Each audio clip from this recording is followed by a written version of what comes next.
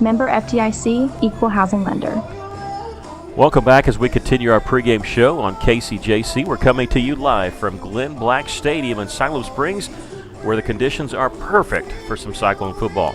Welcome you if you're listening to us on 102.3. We're also streaming the audio on rivercountrykcjc.com, and we're also streaming the video for tonight's game on our YouTube page. Just go to youtube.com and search for Cyclone Booth. Our producer tonight is Aaron Thomas. Media team, Maggie Duval, Chase Canfield. My color man, Aaron Duval. I'm Mickey Duval, and I turn to my color man tonight, Aaron Duval, and say, what is your outlook for tonight's game?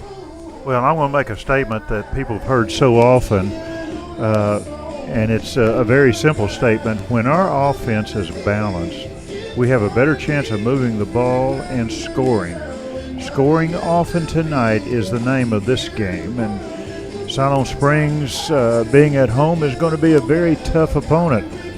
I got 2 points. One, getting the ball into the hands of our receivers is very important.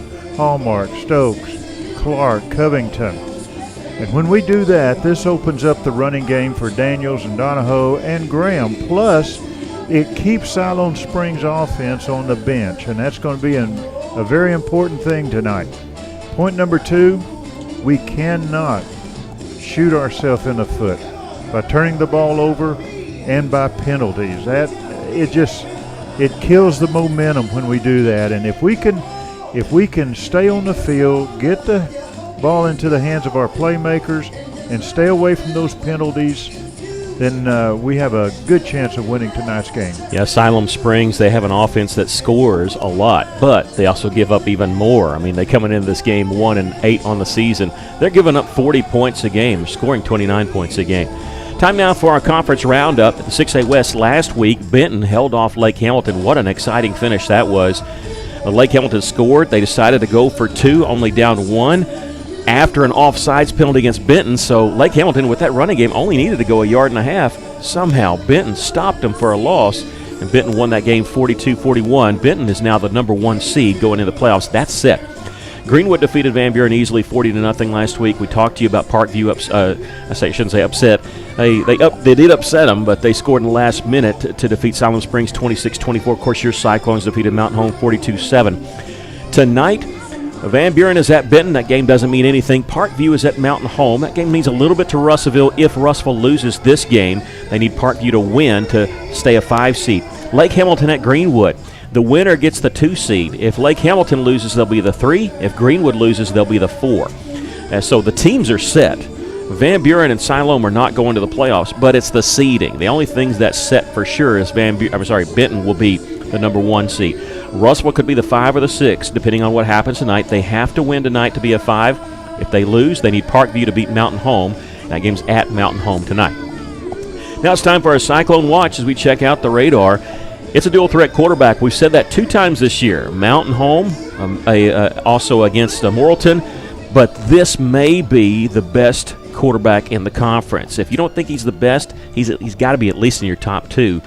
You know, most quarterbacks I was looking through are between 45 and 55% of a team's offense. This quarterback for Siloam Springs, Hunter Talley, he is 85% of their offense. 85% of their yards has come through him. They have scored 37 touchdowns this season. He's accounted for 34. He's taken every snap.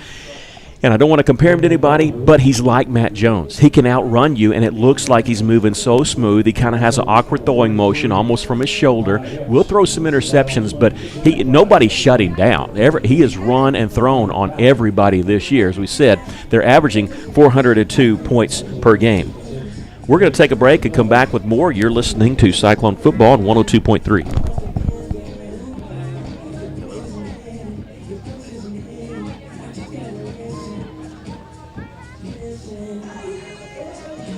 Siloam Springs won the toss, deferred to Russellville. Russellville will receive to start the ball game and defend the north goal.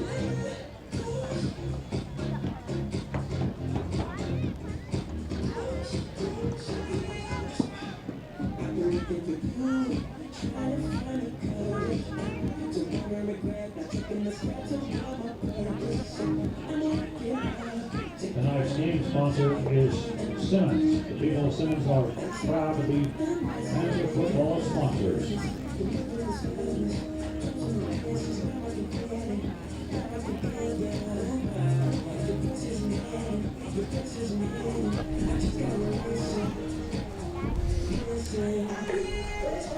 Welcome back. We're at Siloam Springs, and got to tell you, I'm not sure exactly when we lost the radio feed, but we'll go through a couple of points. We talked about the 6A West, a couple of big games tonight. Of course, the Benton is number 1. They're the number 1 seed. And no matter what happens, Lake Hamilton at Greenwood, the winner gets the 2 seed. If Lake Hamilton loses, they'll be the 3, and Parkview will be the 4. If Greenwood loses, they'll be the 4, and Parkview the 3. Russellville, if they win tonight, they'll be the 5 seed. If they lose and Parkview beats Mountain Home, Russellville will still be the 5 seed. However, the Cyclones lose and Mountain Home upsets Parkview, then Russellville will be the 6 seed. So odds are we're going to be the 5 seed. Russellville wants to take care of it themselves. And I know we missed the radar, so I'll go ahead and tell you it's a Matt Jones-type quarterback that Siloam Springs has, Hunter Talley. He has accounted for 85% of their offense. The next highest is actually 55% in our conference. 37 touchdowns for Siloam Springs, and Hunter Talley has accounted for 34 of them. He's going to be a tough out tonight. Nobody shut him down. I guess Lake Hamilton slowed him down a little bit, but they score a lot of points. They average 28 points a game, even though they're 1-18. But like you said, they give up 40 points a game, and that's why they're 1-8 and winless in the conference. The Cyclones are playing for something. Siloam Springs is playing for seniors. Russellville, I believe they lost the toss, and so Siloam Springs has elected to defer the second half. Russell's going to receive the kick. The Cyclones are in their road white uniforms, white pants, black helmets.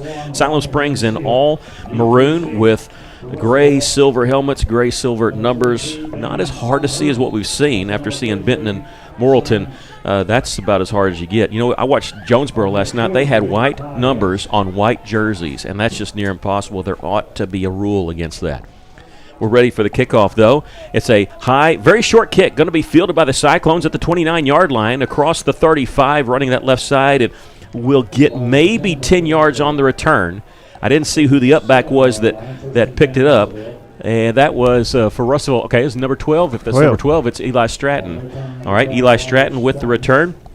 So Russellville will get pretty good field position to start off. Russellville will start at the 39-yard line. And look, Siloam Springs is they give up a lot of yards. They give up 400 yards a game, 40 points a game. Russellville needs to capitalize on that. But in the way Siloam Springs runs their offense, you almost feel like you got to score almost every time. And Russellville's going to hand it off. This is Mekhi Foster running over a man across the 45. He gets to midfield and to Siloam Springs territory. Yeah, went to that left side right off that off tackle, and there was quite a hole over there. Good blocking by that offensive line and by Covington. It's kind of odd that you say, well, you're playing a team that's 1-8. You feel like you got to score every time you touch the football. But that's kind of the way you feel because their offense is so good. It's odd that they've lost 8 games this year, but their offense or their defense has given up more than 40 points in 4 of their 6 conference games. Man in motion. That's Hallmark going to the right side. They're going to give it to Mekhi trying right side. He cannot break an arm tackle at the 45, but he does get to the 43-yard line. So Mekhi Foster, the sophomore, getting the start tonight. And already, Russellville going quickly as Mekhi picked up a first down on his first carry. 5 yards there, second 5. Quick pass out to Mekhi on the far side. And he's going to fumble the football, and we'll see. I thought it might be going out of bounds. Siloam Springs says they have it, and the officials agree. Russellville's turned the ball over at the 34-yard line. Yeah, he was close to that out of bounds, and the ball just wouldn't go out of bounds. And Siloam recovered it.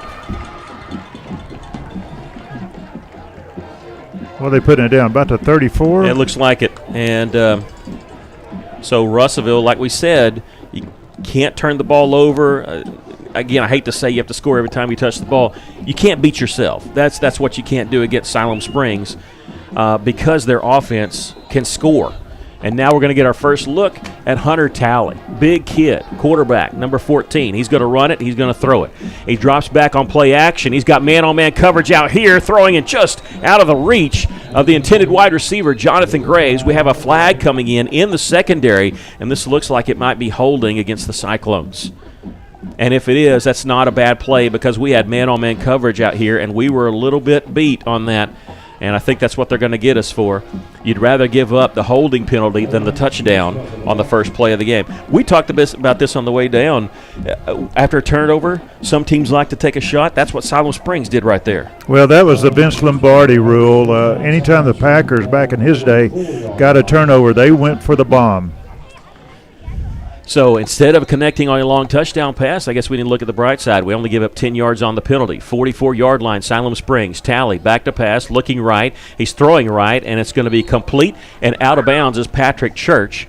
And they said he was not in bounds. He caught the football, but he didn't have his footwork in bounds, so it'll be an incomplete pass for Tally as he tried to go to number 6, Patrick Church, on that far side. So it'll be 2nd down and 10. Again, I don't want to say they're a passing team or running team. They're a Hunter Tally team. He's always in control. Noe Jimenez out there. He might be the tallest player on the field. They're going to run the sweep here. And Russellville, can they stretch it out enough? And they're going to drag him down. He does get back somehow to the line of scrimmage. But Jed Irwin, who has carried the ball second most of any running back, got back to the line of scrimmage on that carry. Eli Tolan, number 28, is the one who forced him out of bounds, made the tackle. They end up giving him a yard, so it's 3rd down and 9. They're going to go empty set, 3 wide receivers to the right, 2 to the left. Tally, back to pass. They set up the screen to the wide receiver. It's complete, and Russellville snipped it out. That's Ben Hallmark with the big tackle behind the line of scrimmage, a loss of 2 on the play. Yeah, Ben was right there to stop the receiver. In fact, if Ben had been a step quicker, he might have intercepted that ball. Hallmark with the tackle. And that pass went for -2 yards to Jonathan Graves. And they're going to have to punt it away on 4th down and 11. They're going to run to the right, little rugby style. It's very high and very short. Russellville getting off the field, and it's going to take a big Siloam bounce. Good grief, that hit at the 30, and it's already rolled inside the 15. It's going to roll dead right around the 11-yard line there. Siloam's very fortunate. That was going to be a shorter yard kick. The roll ends up being a 46-yard punt. However, we have no score. Russellville, after turning the football over, the defense does stop them on a 3-and-out after the penalty. And so Russellville will have the ball at their own 12-yard line is where they put it down, so a 45-yard punt. Donahoe, number 32, is in the backfield. Yeah, Mackay got the start. Donahoe's going to get the carry here, and he's going to be dropped for a loss. Looked like a hole was there on that right side. Boy, that hole closed up quickly there. And Donahoe loses 1 on the play. Russellville looking at 2nd down and 11, changing out some personnel now as Covington will come in. So Russellville's going with a little bit more heavier package, taking Caden Rose out. Loss of 1, 2nd down and 11. 2nd down and 11. Graham looking left. He's going to throw it complete to Donahoe out of the backfield. He's across the 15, slips a tackle there. He's along the left side. He's going to be knocked down shy of the 30-yard line, but that's enough for a Cyclone 1st down. Yeah, good pass, good call, good catch by Donahoe. They put it down at the 29. He just slipped him out of the backfield, and the receivers ran downfield, cleared it out, gave him opening on that left side, goes for 18 yards. 1st down and 10 for Russellville at the 29-yard line. Russellville at their own 29, starting this drive on the 12-yard line. Their first drive ended in a fumble. They'd gotten into Siloam Springs territory. Here comes the blitz. Russellville running right past the blitz. Donahoe will pick up a couple yards before he's driven down at the 31.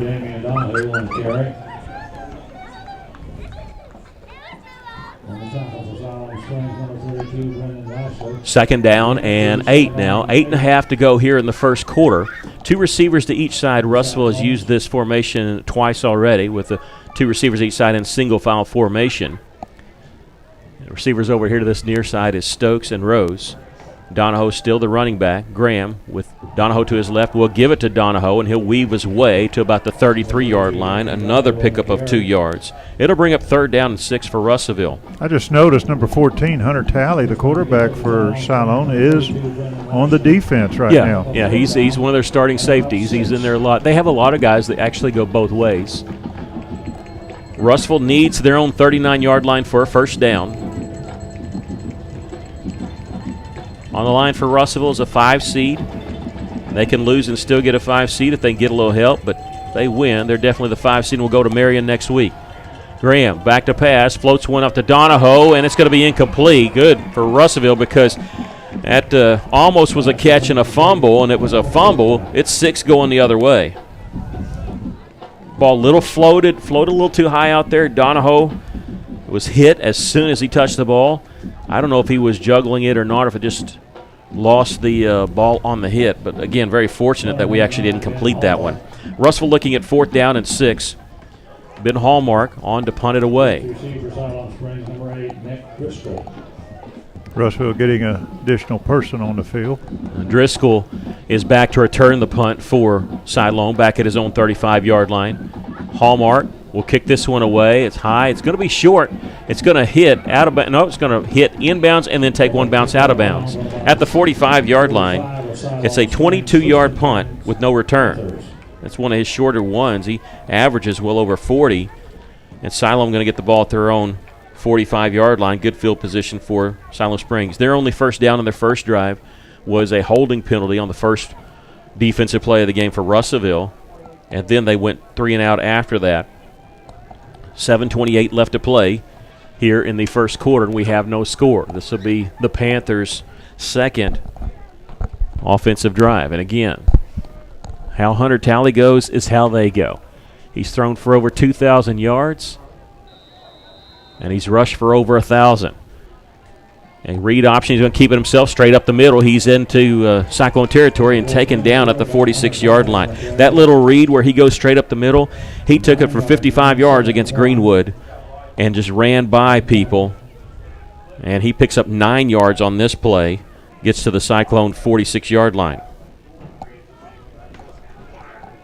That's his first carry.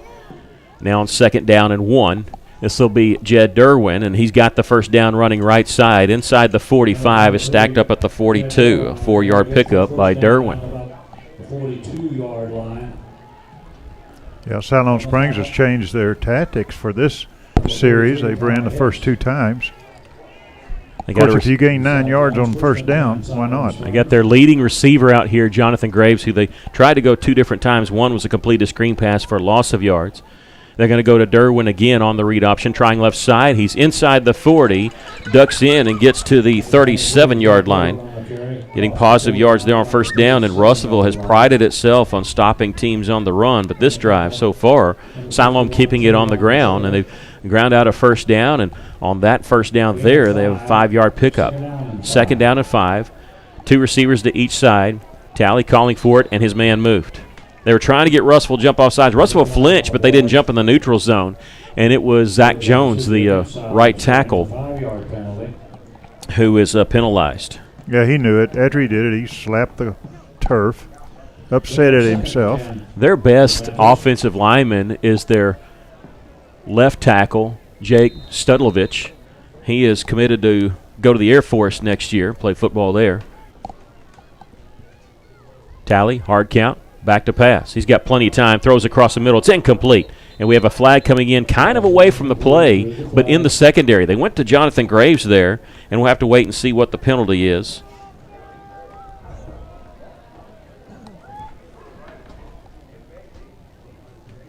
Pass interference against Russellville. So instead of 3rd down and 10, this 10-yard penalty will give them a first down. It's not an automatic first down, but it'll give them a first down. They're going to put it, that was a 15-yard penalty. Pass interference, 15 yards, go down to the 27-yard line. I think he only penalizes 14.5 yards, so let's don't say anything.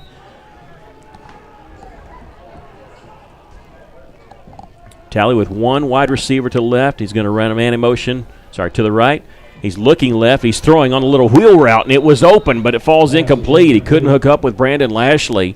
Lashley was the man that went in motion. They ran a wheel route, and he was wide open on the left side. Russell, very fortunate they didn't make the connection there. Yeah, we dodged one there. He was, as you said, there wasn't a defensive man within 5 yards of him. Yeah, I mean, that ball was snapped from the 27. They could have gone untouched in the end zone. Look at that. They gained a half yard on that play. The ball's touching the 27 now, but if you look at the sticks, it's just outside the 28-yard line.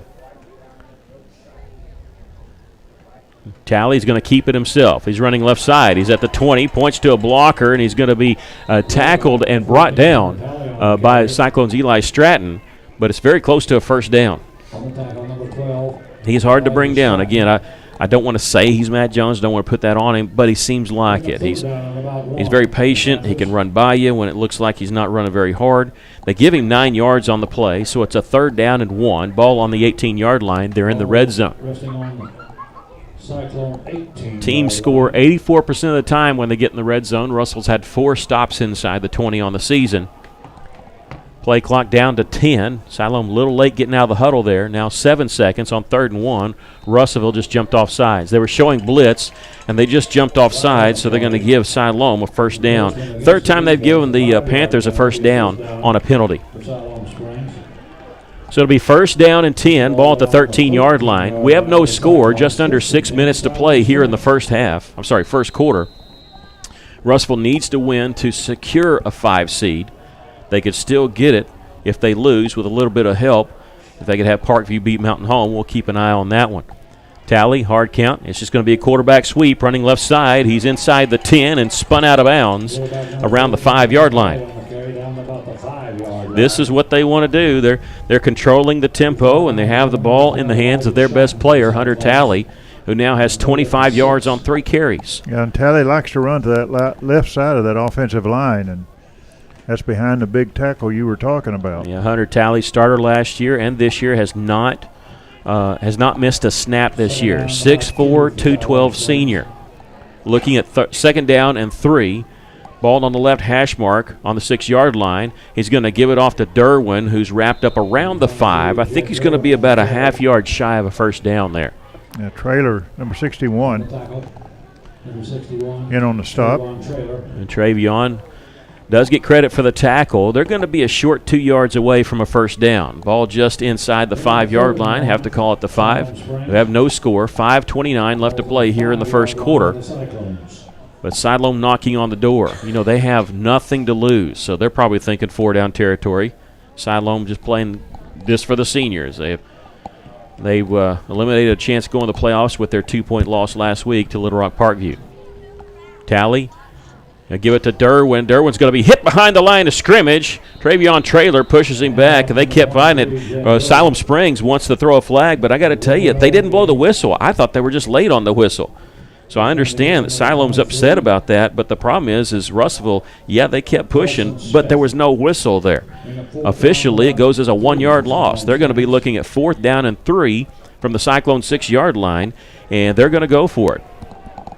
Wide receiver to the far side, Cameron Stafford does not have a catch this year. Wide receiver to the short sides, Jonathan Graves. I think it's going to Talley, or it's going to be a read option with Derwin. Talley's just going to keep it himself, follows his blocker, and he's very close still on his feet. He's got the first down, pushes forward, and he's into the end zone for the touchdown. Converting the 4th and 3, Hunter Talley has given Siloam Springs a 6-0 lead. That's hard to stop, just going up the middle. Followed his blockers and was able to push in. 55-yard drive. They started that after the poor punt by Russellville. Start at their own 45-yard line. 4:24 left to play here in the first quarter. And it's 6-0. We're waiting the extra point by Ronald Mancia, and he boots it through. 7-0 Siloam. We'll take a break. You're listening to Cyclone Football on 102.3.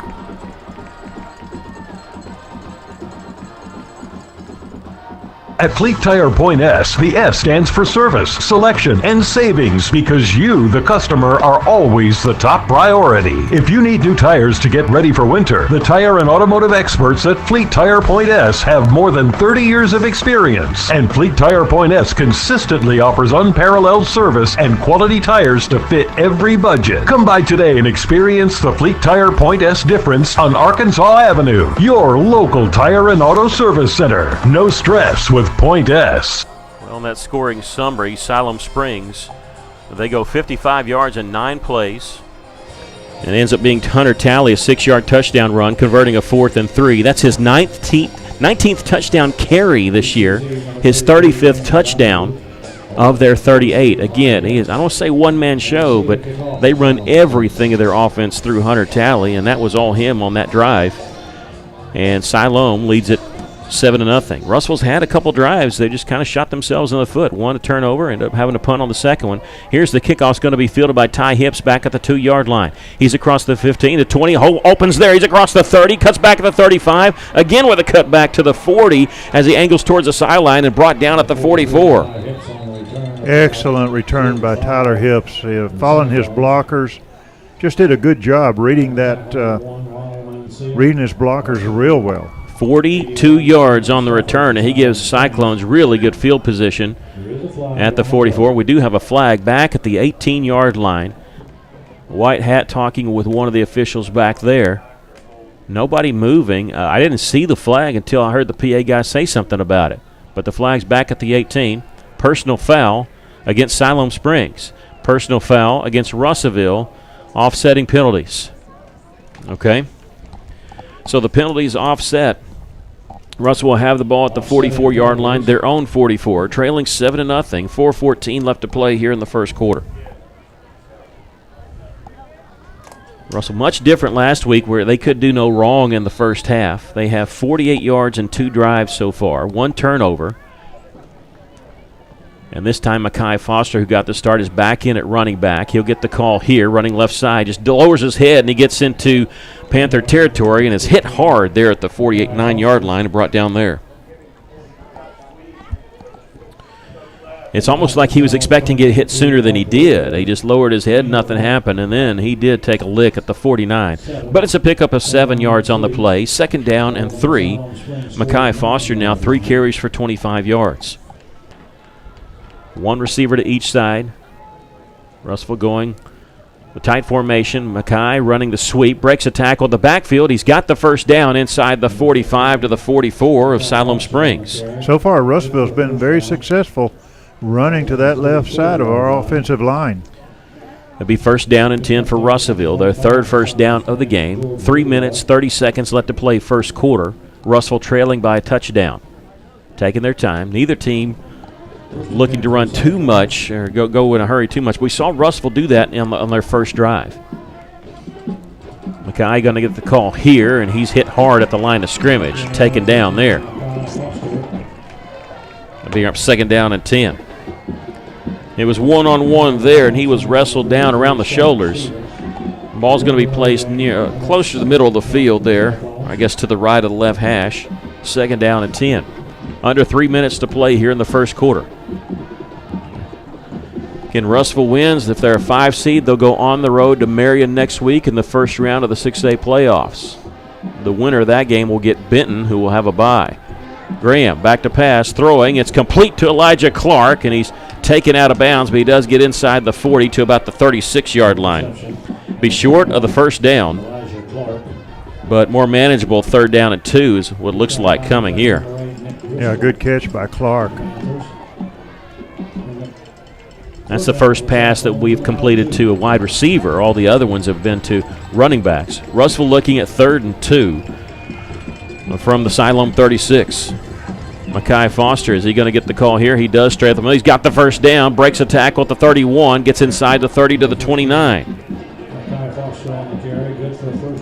Well, he's taking some lumps there, but Mekhi now 37 yards on 6 carries, and Russellville has a first down at the Panther 29. So far, the Russellville offensive line is controlling that line of scrimmage. They've stopped the clock here with 2:22 to move the chains.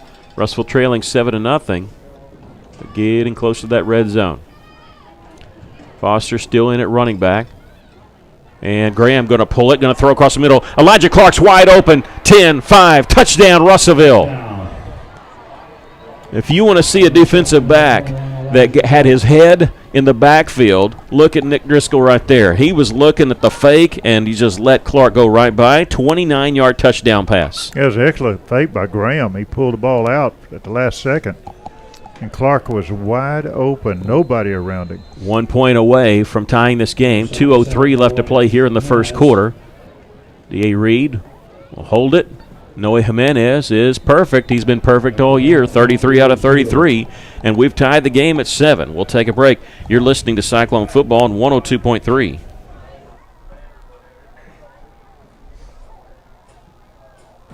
For 46 years, we guarantee you're going to get the best deal and the best value at Phil Wright Autoplex. Come pick out your Chevrolet, Buick, GMC, or Toyota. Come see why we're selling more cars than ever before. Phil Wright Autoplex, exit 84, just off 540, Russellville. Or shop us online at philwright.com. With so many uncertainties today, one thing's not. 45 years of providing dependable new or pre-owned vehicles in the River Valley. Come see us at Phil Wright Toyota at the Phil Wright Autoplex in Russellville. Exit 84 off 540 or visit us online at philwright.com. Well, Gavin Graham, his 11th touchdown pass of the game, of the season, and Elijah Clark was the recipient on that one. Had a big one last week against Mountain Home, gets this one. And that 29-yard touchdown pass from Graham to Clark capped off a 56-yard drive in 6 plays. 2 minutes and 21 seconds is how long it took. Noe Jimenez added the extra point. With 2:03 left to play in the first quarter, we're all tied at 7. And one of the keys to that pass play was the running of Foster. He's been so successful at it. And with that fake by Graham, it just sucked the defense in. Noe Jimenez on to kick off. Last time Noe was on this field was during the Soccer State playoffs, and he was helping put his team in the state championship game that was played at Benton. He's familiar with this field. He was a goalkeeper on that. A kickoff goes to the 9-yard line, fielded there by Driscoll. He breaks a tackle at the 25, and he'll get to the 28-yard line. Driscoll returned it from the 9 to the 29, so a 29-yard return. And that's where Siloam Springs will set up shop. First and 10 for the Panthers. This will be their third drive. First one ended a punt, second one a touchdown. With 1:56 left to play here in the first quarter, we go back to watch Hunter Talley. 2 receivers to the left, 1 to the right. He's going to throw, pass to the far side, and it's incomplete. Had the receiver turning out, and he flew a little bit behind him, going to Patrick Church over there. Well, we had 2 defenders over there. Good coverage by the Russellville defense. I think the pass was a little bit low and behind him, though. I think they were just looking to pick up 2 or 3 yards and then maybe turn quickly, and it was just an errant pass, which, as good as Hunter Talley is, he will make mistakes back there. He's got 8 interceptions to 16 touchdown passes. This time he's going to pull it, keep it himself. He's got a big hole. He's across the 40, 45. He's at midfield, and he's tackled in Cyclone territory at the 48. Big gain there by Hunter Talley. On that of 24 yards, he has now 55 yards on 5 carries. And Siloam going to go with their NASCAR offense, a little fast here on 1st and 10. Talley's going to roll to his left, looking downfield. There's nobody open. He's going to heave it downfield. Got man-on-man coverage, and almost a fantastic catch, but it goes incomplete. Jonathan Graves had to adjust in midair, and he almost brought that down while keeping a foot in bounds. And number 28, Eli Tolan, was over there, and he might have got a hand on that ball after it touched the receiver. Well, that was an acrobatic attempt there by Jonathan Graves. It'll be 2nd down and 10. And Talley, the way he was moving to his left, he was gaining himself some extra time. I said nobody was open, but the more he strung it out, Russellville didn't have any pressure on him. And it's hard to cover anybody forever. 2 receivers to the left, 1 to the right. Talley's going to hand it off to Derwin, and he'll get a yard, maybe 2, to the 46-yard lines. We're going to spot him down. It'll be 3rd down and 8 coming. Jed Derwin, a pickup of 2. He's had some tough running yards so far. 6 carries for 12 yards. Good gain tackling by that defense. They could still run on 3rd and 8, but if they do, I'm sure it'll be quarterback keeper. Derwin will stay in the backfield, maybe for some play action, maybe for a read option. 3 receivers to the left on 3rd and 8 for Siloam from the Cyclone 46-yard line. Back to passes, Talley. He's backing up now. He's motioning going downfield. Russell's going to get flagged for face mask. They're going to sack the quarterback, and Talley took a little exception. They blew it dead, and then he kind of came close to throwing an elbow. I know he's upset about the face mask, but there's 3 flags on the field. I mean, it's getting called, and he's lucky he didn't get flagged himself. I think the officials realized he was just a little frustrated. They coach calling him over, and I think he's saying that you can't get thrown out of this game. You can't get personal foul penalty, and this will be a personal foul face mask against Russellville. And they're marking it 15 yards from the spot. I thought it was 15 yards from the line of scrimmage. They're marking it 15 yards from the spot of where it happened. There's no way that's right, is it? Face mask penalty. It's 15 yards from the spot of when the face mask happened. I thought it was from the line of scrimmage.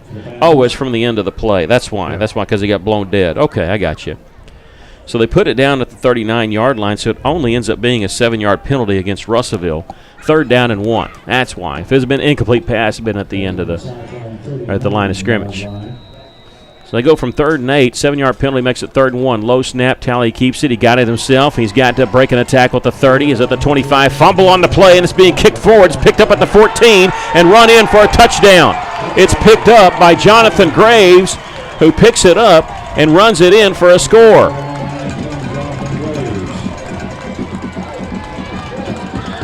Hunter Talley was wrapped up at the 15. Fumbled.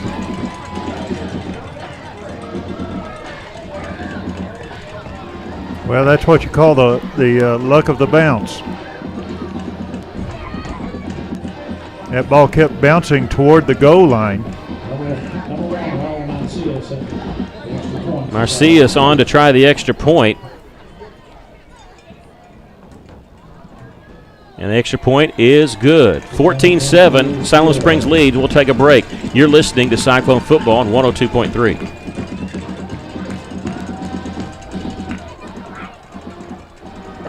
Shane here from Off-Road Tire. The thing that makes Off-Road Tire so special is their care for doing the job right. With a name like Off-Road Tire, of course they're an authority in lift kits and aftermarket mods for your truck, but it just so happens that they are specialists in all kinds of vehicles. They can take care of your minivan right next to the four-wheel drives with quality, consistent results. Go see my friends at Off-Road Tire just 0.2 of a mile past UEC Theaters in Russellville. Off-Road Tire. Welcome back. Well, the Cyclones fall behind on an odd play. Hunter Talley runs, he gets the first down, fumbles, it's picked up by Jonathan Graves, and he picks it up at the 14-yard line, returns it in for a touchdown. He actually gets credit for those 39 yards. And after the extra point, it's 14-7. This is how a team that's got one win stays around. By a couple lucky plays like that, a good bounce because it pops up right in the hands of their wide receiver. And the Panthers lead at 14-7 with 32 seconds left to play here in the first quarter.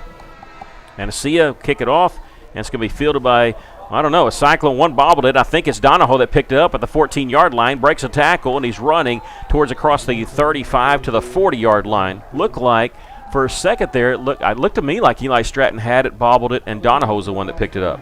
Yeah, Donahoe had ended up with it. And they'll put it down actually at the 39-yard line, so a 25-yard return by Damon Donahoe and Russellville looking to try to tie it again on this drive. 24 seconds left. We'll give you the scoring summary on that last drive here. And they went, Siloam Springs went 72 yards in 5 plays in a minute 31. And it's Jonathan Graves officially, a fumble return. 39 yards out is where they scored from. And here's Hallmark in the backfield as a running back. He's going to get the carry, and he's into Siloam Springs territory and taken down at the 47. Well, Hallmark had a chance to show a little speed on that play. Again, running to the left side of that offensive line. The hole was there. We've seen him carry the football, but usually out of the Wildcat formation. I think that's the first time that he's taken the handoff. He was in the backfield there with Graham. Russ was going to let the clock roll out, so we're going to take a break. After 1 quarter of play, the Cyclones trail 14-7 against Siloam Springs. We'll take a break. You're listening to Cyclone Football on 102.3. Again, I want to thank Siloam Springs for being our game sponsor and encourage everyone to go to the concession. Mr. Brake and Lube, your local Pennzoil 10-minute oil change super stop at 1415 East Main Street, has the best brand name oils like Mobil 1, Castrol, Motorcraft, Rotella, and Quaker State without breaking the bank. Plus specials to save even more. Come by 1415 East Main Street when you need an oil change or repair work from your local one-stop maintenance shop you can count on. Mr. Brake and Lube, and follow Mr. Brake and Lube on Facebook to keep up with monthly specials. On average, you spend 33% of your life in bed, so why are you sleeping on a worn-out mattress? Box Drop in Russellville is dropping factory outlet pricing on your favorite name brand mattresses. Save up to 70% on Serta, Simmons, and other national brands. Same-day deliveries available. See Marty for details. Better sleep, better price, better life. Get factory outlet pricing at Box Drop, your mattress and furniture factory outlet store at Funky Town Mall, 1610 South Arkansas Avenue in Russellville, and boxdroprussellville.com. Well, so far in that first quarter, Russellville outgaining the Panthers 118 to 104. Both teams had a fumble, but Russellville fumbled theirs away. Siloam's fumble went in for a touchdown. As we start the second quarter, Russellville trailing 14 to 7. But after the 14-yard carry by Ben Hallmark, Russellville's looking at 1st and 10 from the Siloam Springs 47-yard line. We had 3 consecutive touchdowns scored by the teams there. And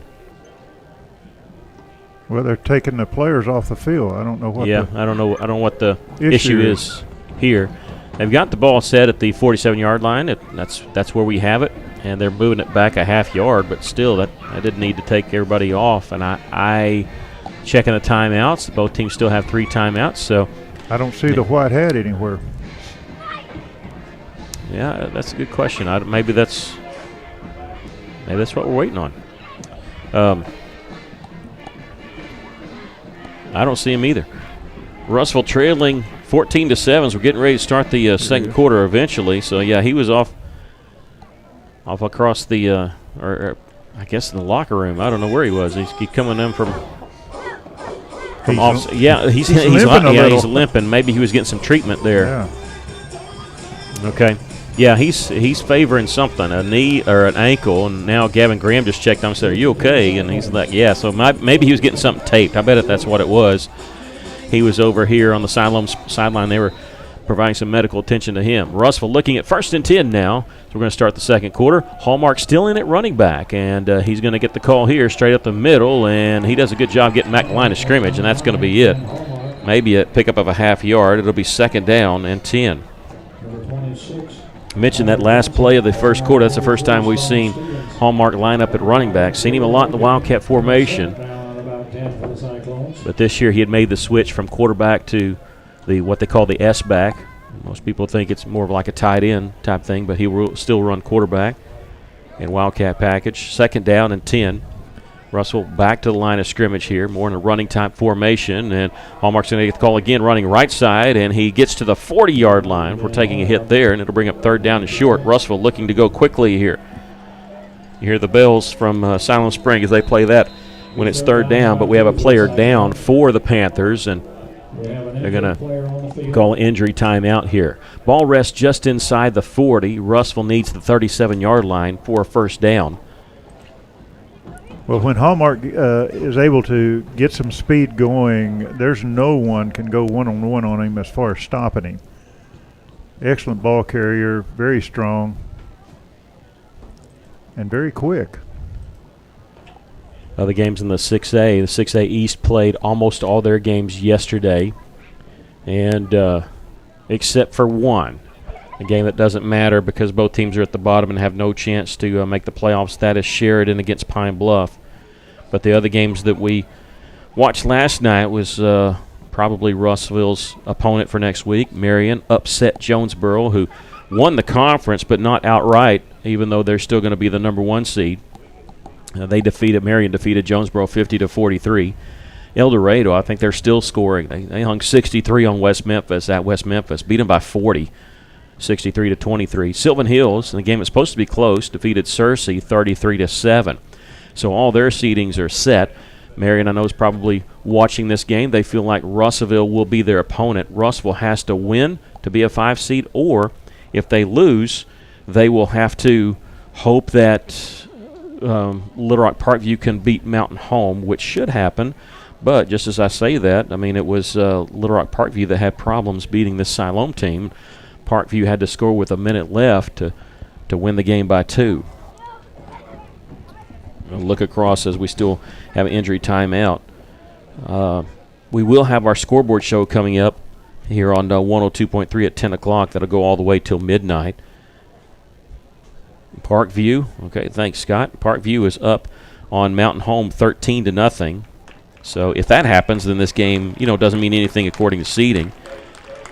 Game of the 6A tonight is Greenwood and Lake Hamilton. Greenwood at home favored by 1. They lead Lake Hamilton 14-0 in the second quarter. And if there's ever a team you want to get up on, it's Lake Hamilton with the way they take their time. Benton and Van Buren, that shouldn't be a contest. So those are the games of interest of us. We'll have more scores coming up at halftime and also tell you a little bit about, hopefully have some local teams that are playing tonight. All right, the injured player for Siloam Springs was helped off the field. Russellville looking at 3rd down and 3. And now Hallmark's going to get the call on the sweep. They're going to string it out, and he's going to be dropped for a loss back at the 42. Hallmark's big. Not saying he's not fast, but if you run him a sweep, you hope the other team doesn't string it out, and that's exactly what Siloam did. And it ends up being a 2-yard loss. So now Russellville looking at 4th down and 5. And as of right now, they look like they're going for it. Now, Hallmark is in there, and he could probably pooch kick it or he can back up. We'll see what they call here. As of right now, Russellville looks like they're going for it on 4th and 5. They need the 37-yard line. And Hallmark's going to get the snap. He is going to pooch kick it. Nobody back for Siloam Springs. Let's see if we can down this inside the 5. It hits at the 6 and rolls, and Russellville can't stop it from going into the end zone. Get back there making a bid at it was Alec Bowles. He just couldn't keep it in.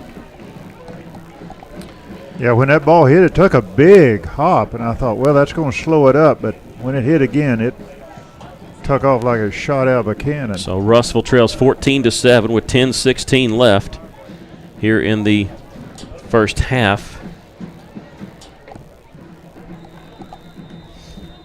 Yeah, I mentioned Scott McDonald gave us that and score. Parkview leading Mountain Home, and he said, I'm back. And it's really good to have you back, Scott. He had some health issues, and really good to hear from him again. I know he's happy to be covering football on a Friday night. Tally, play action, nothing's there, and he's going to be sacked back at the 16-yard line. That doesn't happen often. He usually gets out of trouble. That's what Tally does, but he's dropped for a 4-yard loss back at the 16. Yeah, no, Shane Booker, number 24, had him around the ankles. They had a player deep, but running step for step when it was a Foster back there. And now they're kind of in a hole a little bit. 2nd down and 14 from their own 16.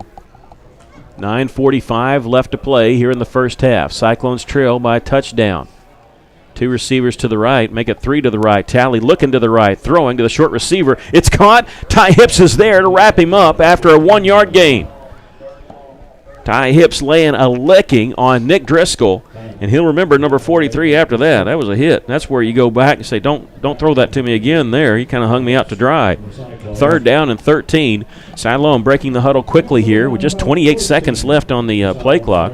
They're quick, and they just ran off a player. That should be illegal substitution. They ran a player off out of the huddle. Back to pass is Tally, throwing across the middle, wide open, complete. They've got the first down at the 35, down to the 40-yard line is number 32, Brendan Lashley. Lashley was wide open towards the middle of the field. A big pickup on 3rd and 13. They pick up 23 yards. That'll be their 8th first down of the game. That's huge. Otherwise, they're punting from right around their own 5-yard line. Under 9 minutes to play here in the first half. Cyclones trailing 14-7. 2 receivers to the left, 1 receiver to the right. The right is the short side of the field.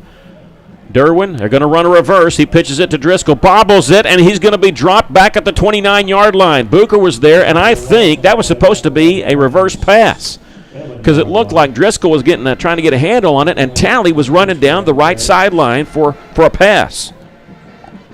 And because of the bobble, also because of great pursuit by Russellville, it turns in to an 11-yard loss.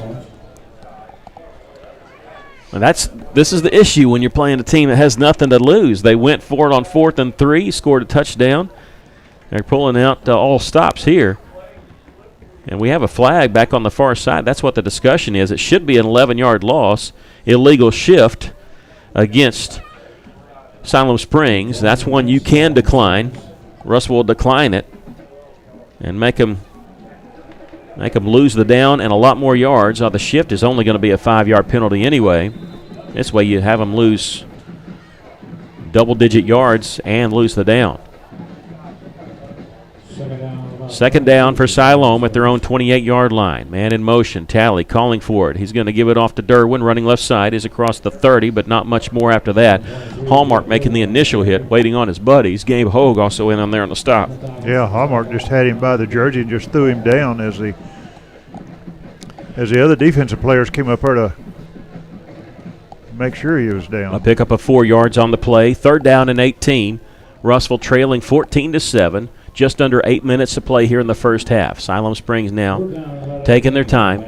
It's 51 degrees here at kickoff. No wind. Cool night. Perfect weather for football. Third down and a long way. Talley back to pass. He's got 3 receivers left, but he's going to be flushed out to the right. He's going to tuck it and run. He's across the 35, breaks a tackle. No, he doesn't. Wrapping up nicely for the Cyclones was Darian Thomas. Didn't let him go. It's going to bring up 4th down and 11 after the pickup of 7 yards by Hunter Talley. That's good defense by Thomas. Yeah, and it all started when they tried that trick play, and they end up losing 12 yards on the trick play.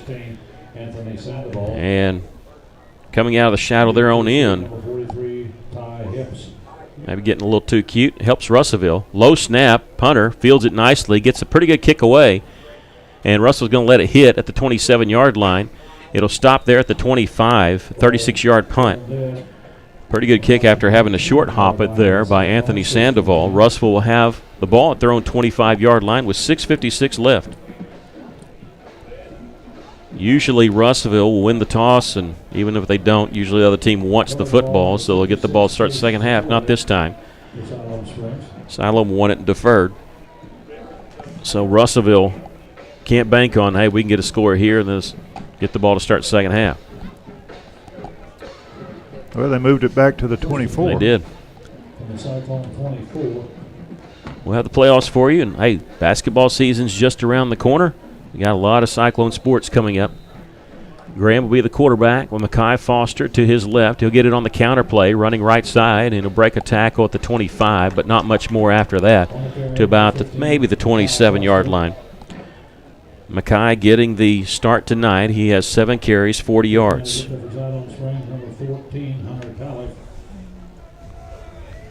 Mountain Home has scored on Parkview, 13-7.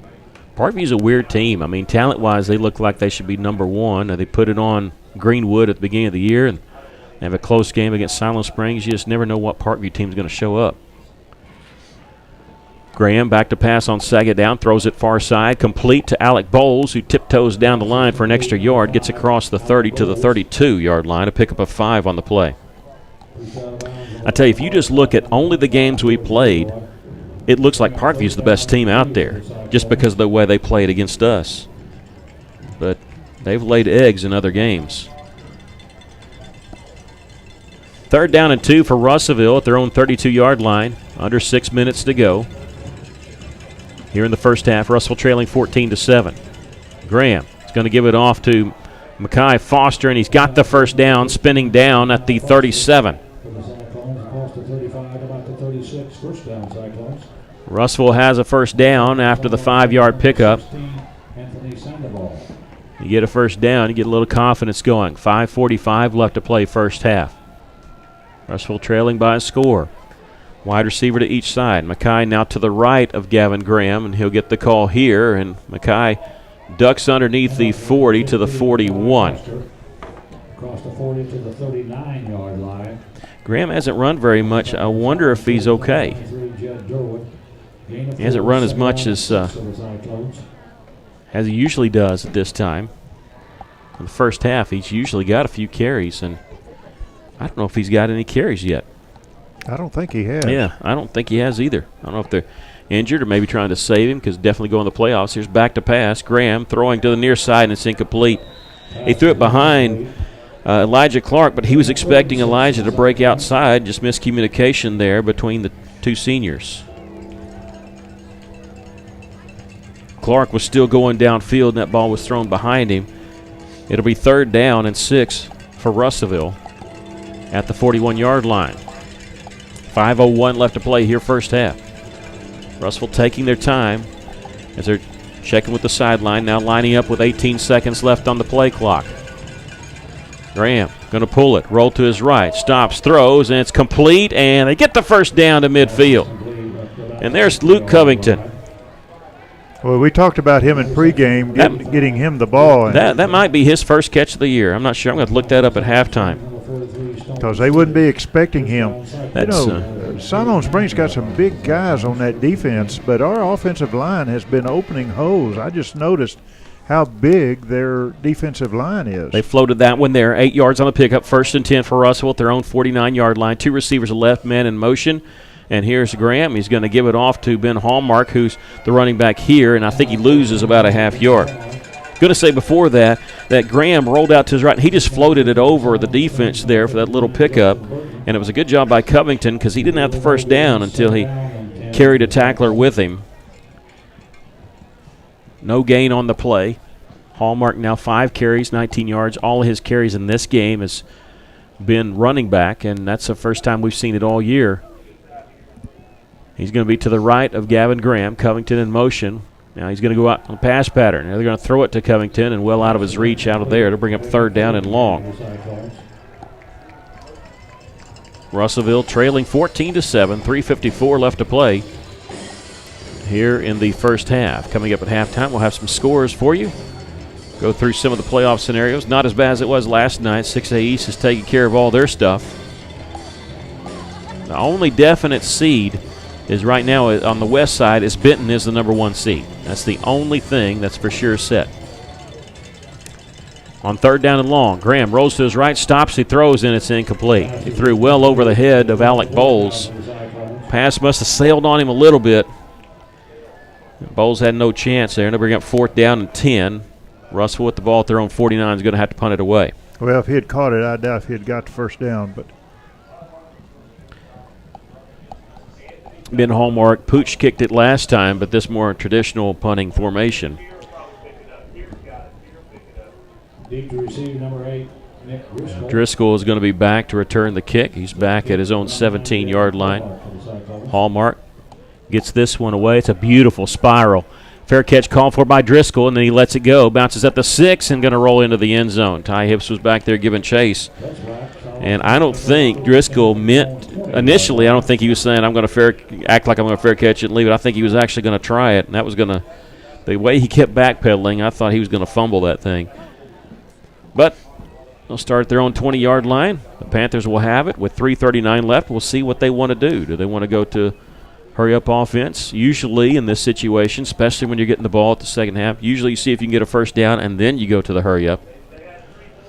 We'll see what they got going.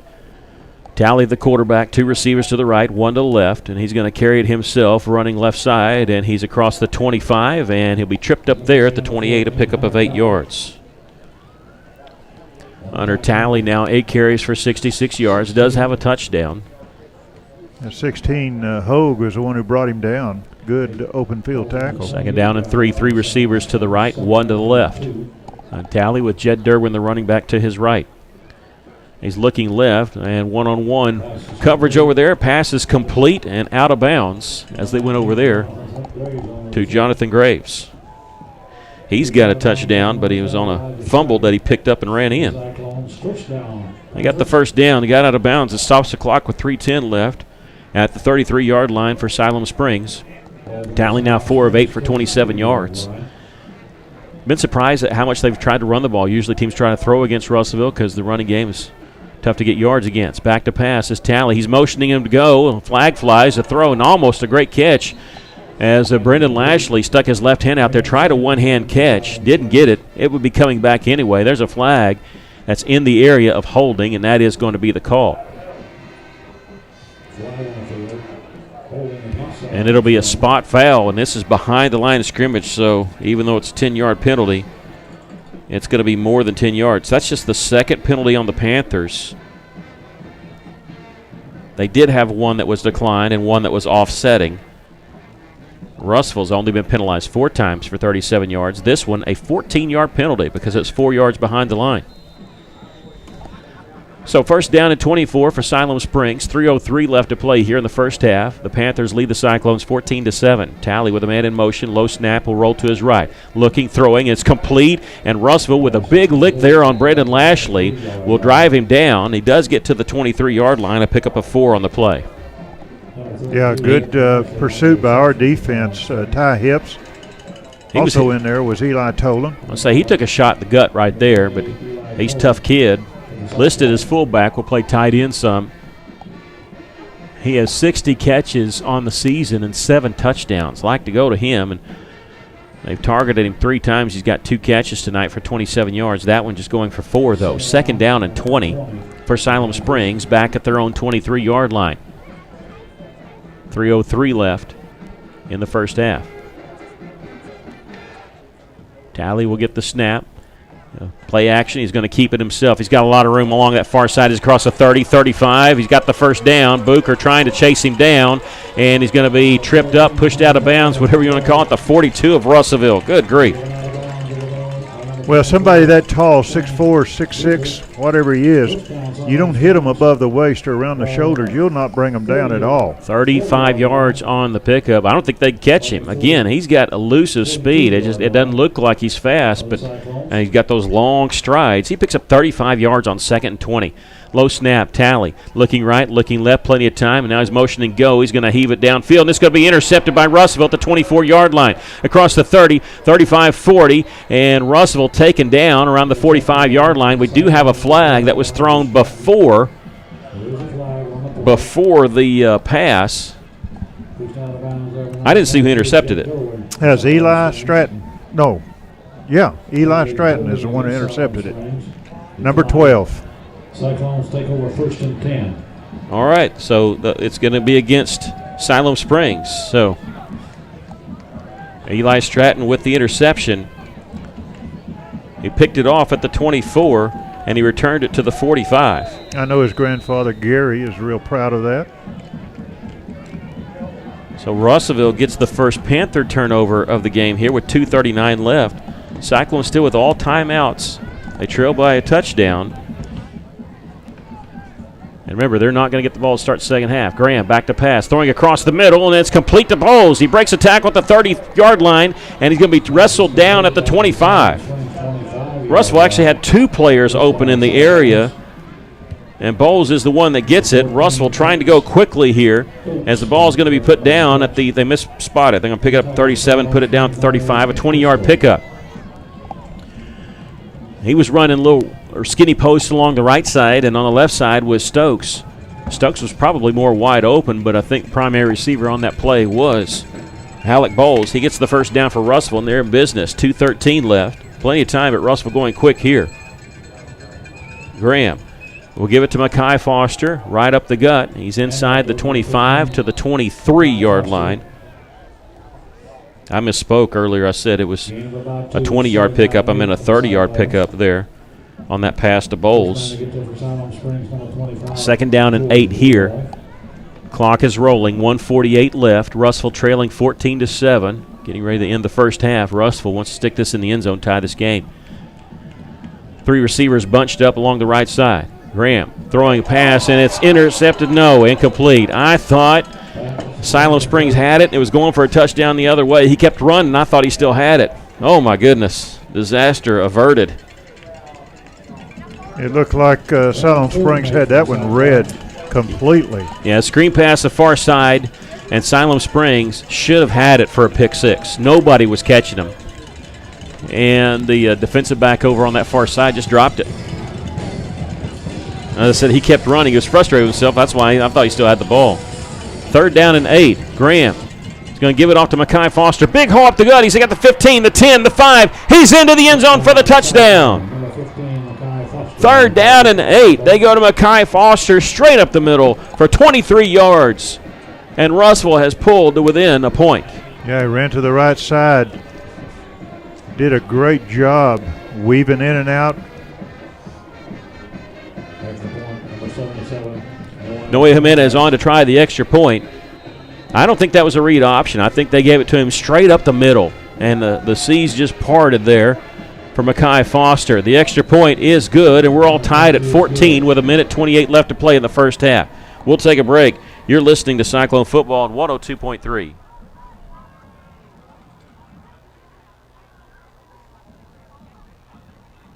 Holton Lee and the folks at Strikers Bowling Alley Russellville have some great weekend specials they want to remind you about. Friday night, all you can bowl for $17.75 per person from 4 until 9 at Strikers, and Saturdays from 1 to 5, enjoy a special price per game of just $3.75 per person. Just a few of the many reasons to come and have some fun at Strikers Bowling Alley Russellville. Strikers on West Main by the theater.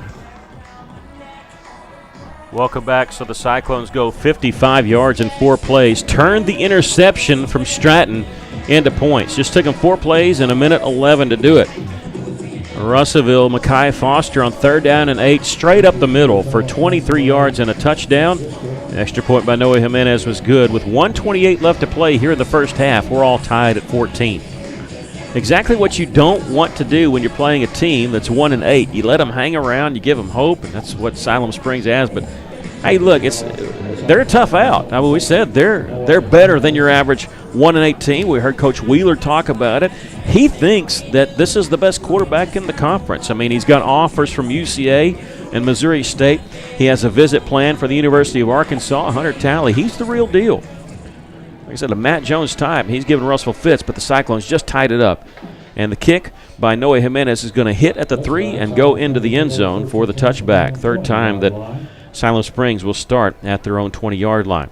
Well, Siloam's got 3 timeouts and 1:28 left, but I'll tell you, they're going to get the ball to start the second half. So probably, if I was Siloam, what I do, I wouldn't run a hurry-up offense, but I'll bet they'll keep the ball in the hands of Hunter Talley because he could always break one, and if he does, then they'll go into their 2-minute offense. Otherwise, I bet they're going to be content to run out the clock. That would be my guess. Talley with 2 receivers to each side. And Talley back to pass. No, they're going to throw it. They're going to throw across the middle. It's complete at the 35, at the 40, brought down there. I had that read wrong. They're going to the air, and that went to number 19, Jonathan Graves, who has the touchdown off the fumble return. 43 high hips for the Cyclones. 5 receivers in the pattern here. 1st and 10. Again across the middle. Again, it's completion. This may go. This is Brendan Lashley. He's at the 25-20. Cut down there by Gabe Hogue at the 14-yard line. Oh, my goodness. Well, they were successful one time. Why not come back and do it again? Same play. Yeah, different player this time. Brendan Lashley, 46 yards on the pickup, and just like that, they're knocking on the door. They're in the red zone. Under a minute to play. The clock is rolling, and now we have a timeout called by Russellville. Coach Wheeler's upset. He's taking the first Russellville timeout. We'll take a quick break. We're all tied at 14 with 52 seconds left to play here in the first half. You're listening to Cyclone Football on 102.3.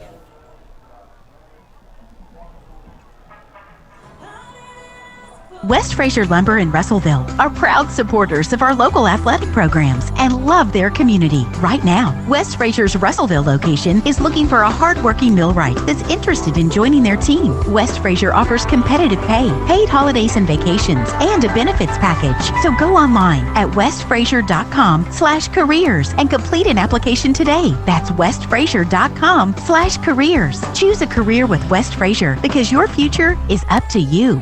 Well, nothing like a 46-yard pass to flip the field. I'm sitting there thinking Siloam may be getting a first down going to it, but again, I have to keep forgetting they have nothing to lose in this game. 46-yard pass after the 20-yard pass, and Hunter Talley now 7 for 12 for 97 yards. He's got 66 of it on 2 plays here in this drive.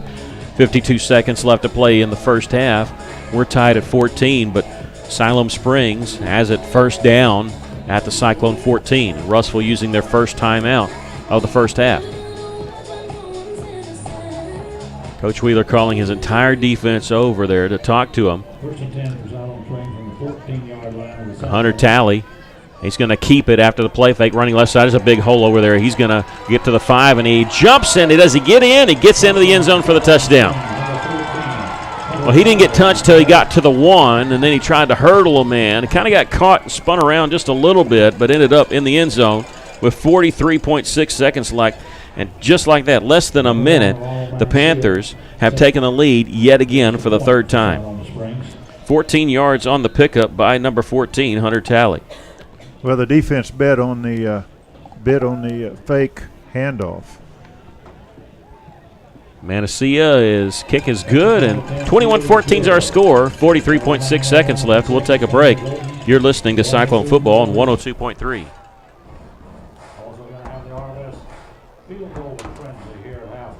Amcor is hiring. Production entry-level pay is $15.40 an hour, and production operators start at $17.95 and can earn up to $27.77 an hour. And Amcor has a 4-year injury-free safety record. Plus, Amcor offers a $1,500 sign-on bonus, 401k match, and full benefit package, plus paid vacation. Start a career with a global company by visiting amcor.com/careers today, or go to Indeed and quick apply at Amcor Russellville.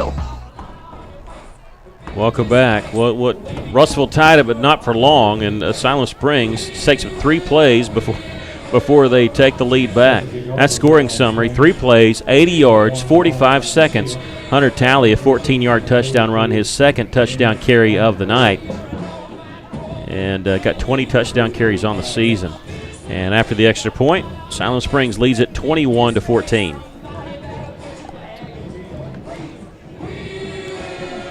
Russellville wins. They're the 5 seed. If they lose, they need some help from Little Rock Parkview to be the 5 seed. Right now, Little Rock Parkview leads Mountain Home at the half, 20-7.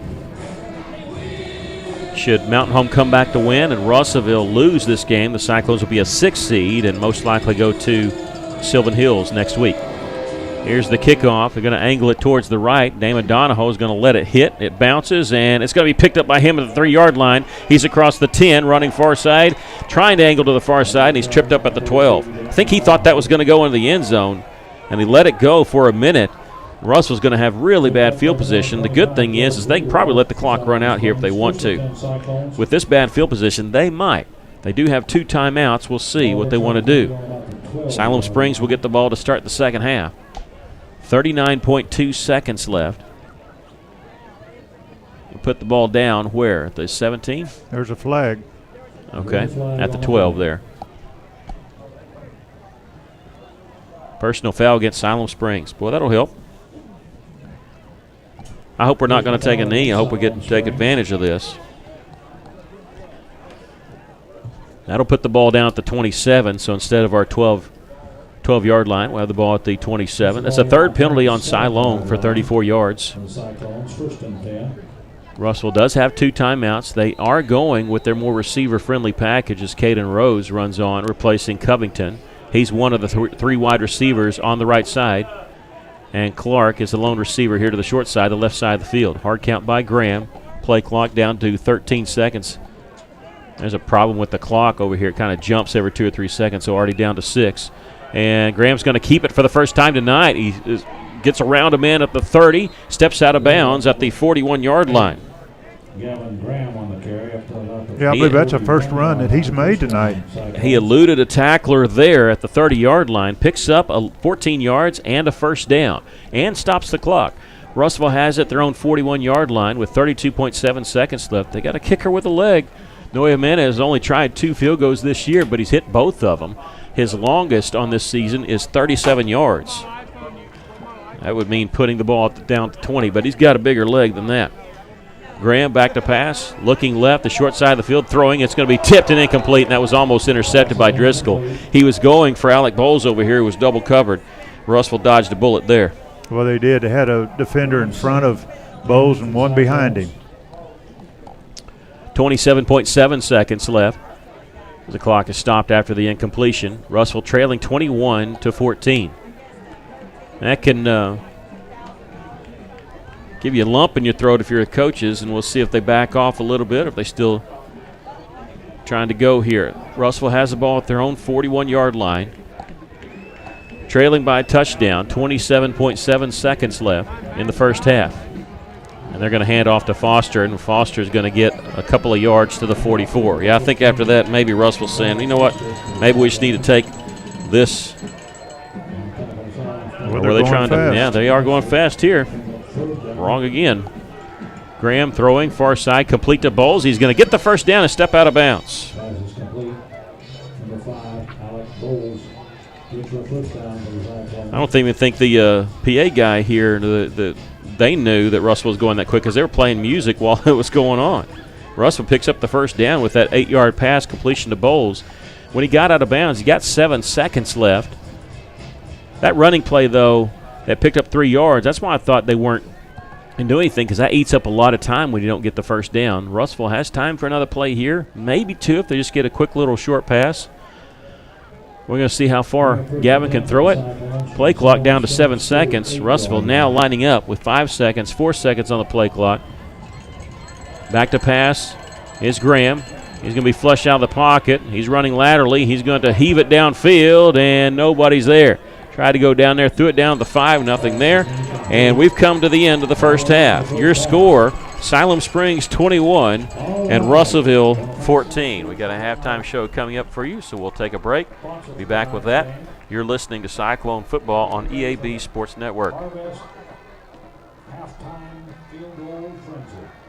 Each home game, a school troublesome. ABC Children's Academy is a Level 3 Better Beginnings accredited child care center with 14 locations in the Pope, Johnson, and Yell County areas. Care is available for ages 6 weeks to 12 years. Plus, ABC provides all-day child care and a variety of enrollment options, including Arkansas Better Chance, child care vouchers, tuition-based therapy edit programs, and an ABA program for individuals with autism. Visit abcchildrensacademy.com for more info. ABC Children's Academy, changing our world, one student at a time. Protect your investment with a high-quality custom building from a local manufacturer. Arkansas Carports offers in-house financing with no credit check up to $75,000 on custom-made carports, garages, barns, horse sheds, and more installed in as quick as 1 to 3 weeks with a lifetime warranty. Plus, ask about how you can join the Arkansas Carport dealership family today. Stop by Arkansas Carports on Highway 64 in Knoxville. Visit arkansascarports.com or call 479-885-5022. Taking care of families. That's what the folks at C&D Drugstore have been doing in historic downtown Russellville for more than 6 decades when it comes to all your pharmaceutical needs. When it comes to compounding special medicines, R.D. Walker and his staff are there to serve you. And most importantly, if you need delivery, if you need curbside pickup, you need C&D Drugstore on the corner of B and Commerce in downtown Russellville, a 60-year tradition. Fellner's Athletes Corner, your high-performance athletic store for quality athletic footwear and apparel, features Nike, Under Armour, The North Face, Patagonia, Oakley, Saucony, New Balance, Brooks, Asics, Kabu, Keen, and many, many more. Fellner's invites you to make them your first stop. With more than 50 years combined experience, the familiar faces at Fellner's can help you with all your athletic needs. Fellner's Athletes Corner, 2320 West Main, Russellville, open 9:30 until 6 Monday through Saturday. Welcome back here at Glenn Black Stadium in Siloam Springs. We're at the half. We talked about this all the way up here. We talked about our pregame show, even with our visit with Coach Wheeler, that Siloam Springs is a pretty tough team, and we expected it. So it's not like they're catching us by surprise. And but this is what we've seen from Siloam. They're a tough out right now. They lead the Cyclones 21-14. I turn to my color man. What's your thoughts on the first half? Well, you said something earlier in the first half that was so true and very important, is you can't let a team like this hang around. They hang around, they get the momentum on their side, and all of a sudden they're ahead, and that's what's happened here. Russellville's been hurt with turnover, with penalties, and we've dodged a couple of bullets in this first half. The good thing about what we're doing, we're controlling the line of scrimmage. And now the score doesn't show that, but we are. We've made some big gains when we're carrying the ball. Our running backs have. The other thing about Graham is he's getting rid of the ball very quickly, which is a good thing. I don't know if Siloam has a sack or not. I don't think they do. So we are doing some positive things. On defense, though, we cannot get centered on this quarterback, his fakes. Because he's going to run the ball. He's going to carry the ball. they've been very successful at it, and why they haven't done it more, I don't know, but they are relying on his arm some. But Russellville's controlling the line of scrimmage, which is very important. The good thing is we get the ball to start this second half. We actually don't get the ball to start the second half. Yeah. That's right, we don't. That's right. I misread that. You know, right. we talked about, do you have to score every time you touch the football? That's kind of weird saying it against a team that doesn't just go out and they're trying to hurry up offense and all that stuff. But you kind of feel like you do. But I mean, look, I'll be honest with you, not to take anything away from Siloam, but on our way up here we were talking about it, and we said Russellville, if they lose this game, they'll have to help Siloam out. And it seems like just, a turnover or a penalty or a negative play, a missed assignment, and that's what's hurt Russellville. It just seems like they're not really firing on all cylinders like they did in the first half last week against Mountain Home. And to me, that's what it seems like has happened tonight, and the Siloam has made them pay. All right, we'll take a break. Russellville is trailing 21-14 here at the half. We come back, we'll give you statistics from the first half. You're listening to Cyclone Football on 102.3.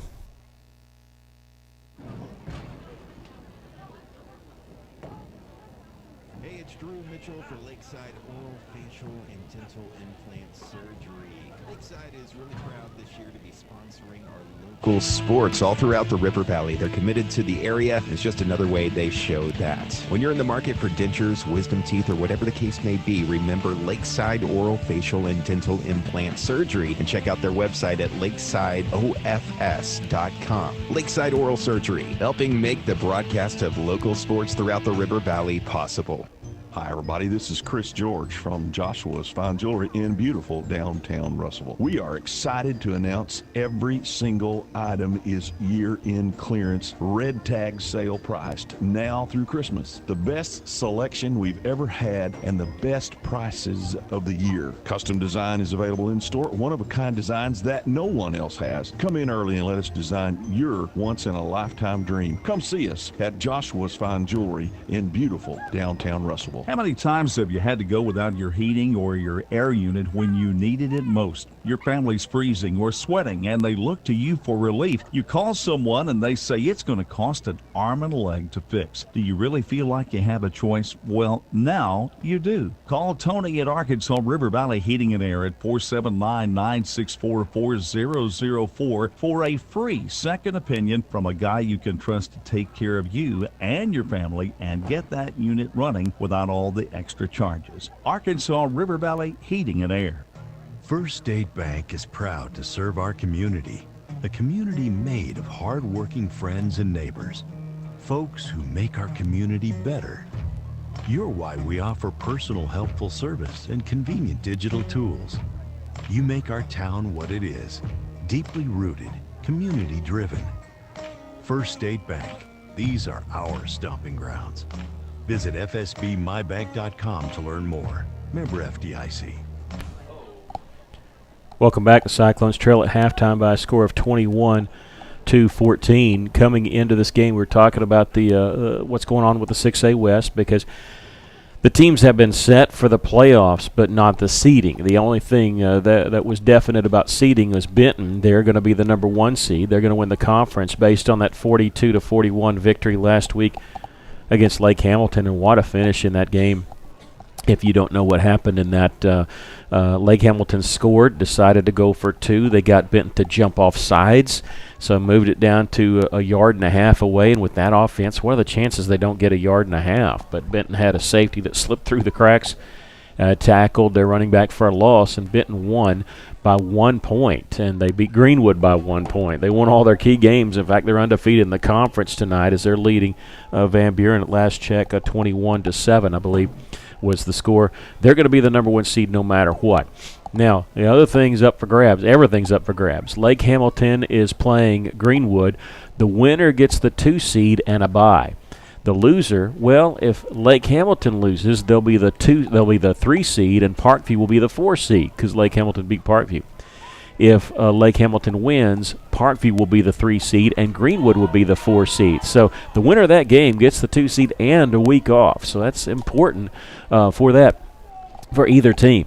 Russellville, of course, Siloam Springs. Russellville needs to win to get the 5 seed. If they lose, there's a chance they'll get the 6 seed. If Russellville loses tonight, then Mountain Home could get the 5 seed if they defeat Little Rock Parkview, and that game being played at Mountain Home. And so a lot going on there. Parkview was leading at halftime 20-7. And Scott McDonald just texted me. He said that Parkview turned the second half opening kickoff for a touchdown, so now it's 27-7. So that's good news for Russellville, because as it is right now, even trailing by 7, it looks like Russellville could hang on to that 5 seed if Parkview hangs on and beats Mountain Home. But you know what? You don't want to leave it up to somebody else. You don't want to limp into the playoffs. The Cyclones would love to come back, win this game, and go in on to the playoffs on a 2-game winning streak and spoil the senior night here for Siloam Springs. We'll give you the stats from that first half. Russellville, 228 yards of offense. Siloam Springs, 255. We'll break it down individually for Russellville. They had 115 yards through the air, 113 yards on the ground. Pretty balanced there. Gavin Graham passing the football, 8 of 15 for 115 yards and a touchdown.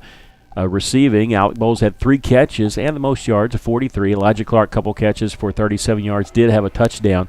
Damon Donahoe, 1 catch for 18 yards. Rushing, Mackay Foster has 12 carries for 77 yards.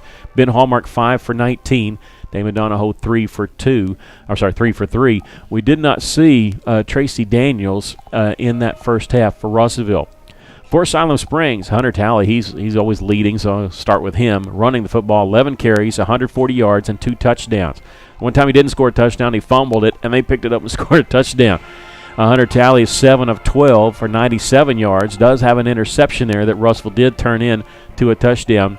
Receiving, Brandon Lashley, 73 yards on 3 catches. Of course, that big 46-yard pass play to lead to that go-ahead touchdown there right before half for Siloam Springs. Russellville has 1 turnover, a fumble. The Siloam Springs Panthers have 1 turnover and interception. They did have a fumble, but they recovered it. Russellville 36 plays to Siloam Springs 31. Penalties are pretty close to even. 4 of 37 on Russellville, 3 for 34 on Siloam Springs. Third down conversions, Russellville 5 of 8. They have not gone for a 4th down conversion yet. Siloam Springs 2 of 5. They did go for 1, and they picked it up on the touchdown carry on that 4th and 3 play from the 6-yard line. Russellville, though, trailing in the stat that matters. They trail Siloam Springs 21-14. We'll take a break and come back with more of your halftime show after this. You're listening to Cyclone Football on River Country KCJC.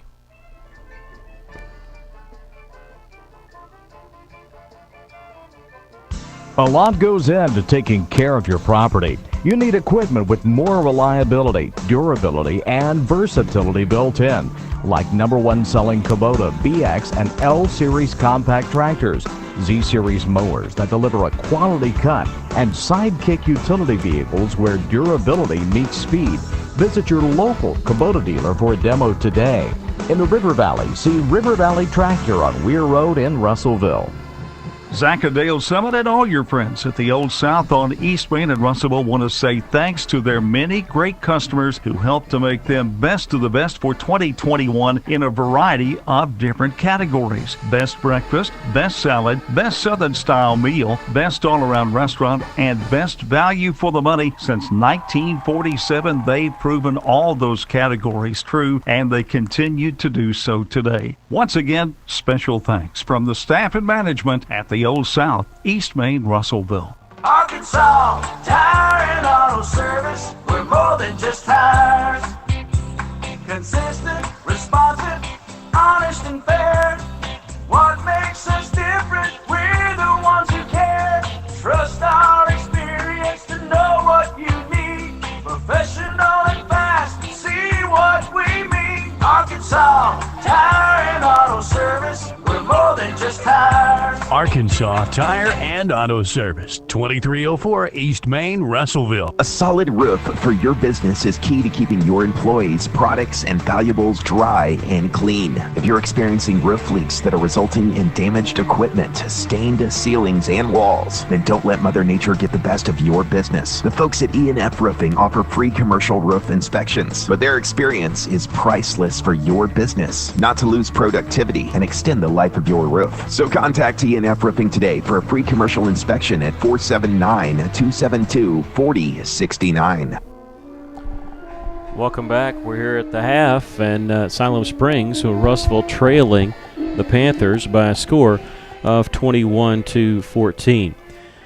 We have a couple scores to pass along to you. I misspoke earlier, corrected by buddy Rick Elliott, and Benton scored right before half. They lead Van Buren 21-14, and it was tied 14-14 with 2 minutes left before the first half. So Benton leading that. The game, that's the only game that doesn't mean anything according to the seedings for tonight.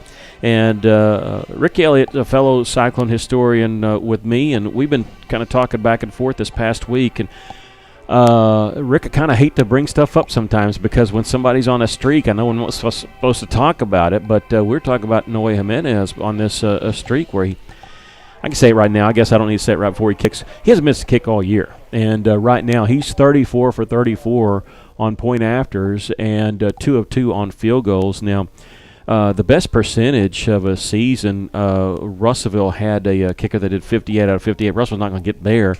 But this kid's got a strong leg and has been perfect all year. He even has a tackle to his credit. And, you know, when you look at it, he was just kind of messing around. He's the goalkeeper on the Cyclone soccer team, the team that made it to the state finals and lost against Van Buren. Mentioned earlier that last time he was on this field here at Siloam Springs, he was winning the state semifinals and sending some teams home as they hosted the 5A tournament up until the championship game that was hosted at Benton.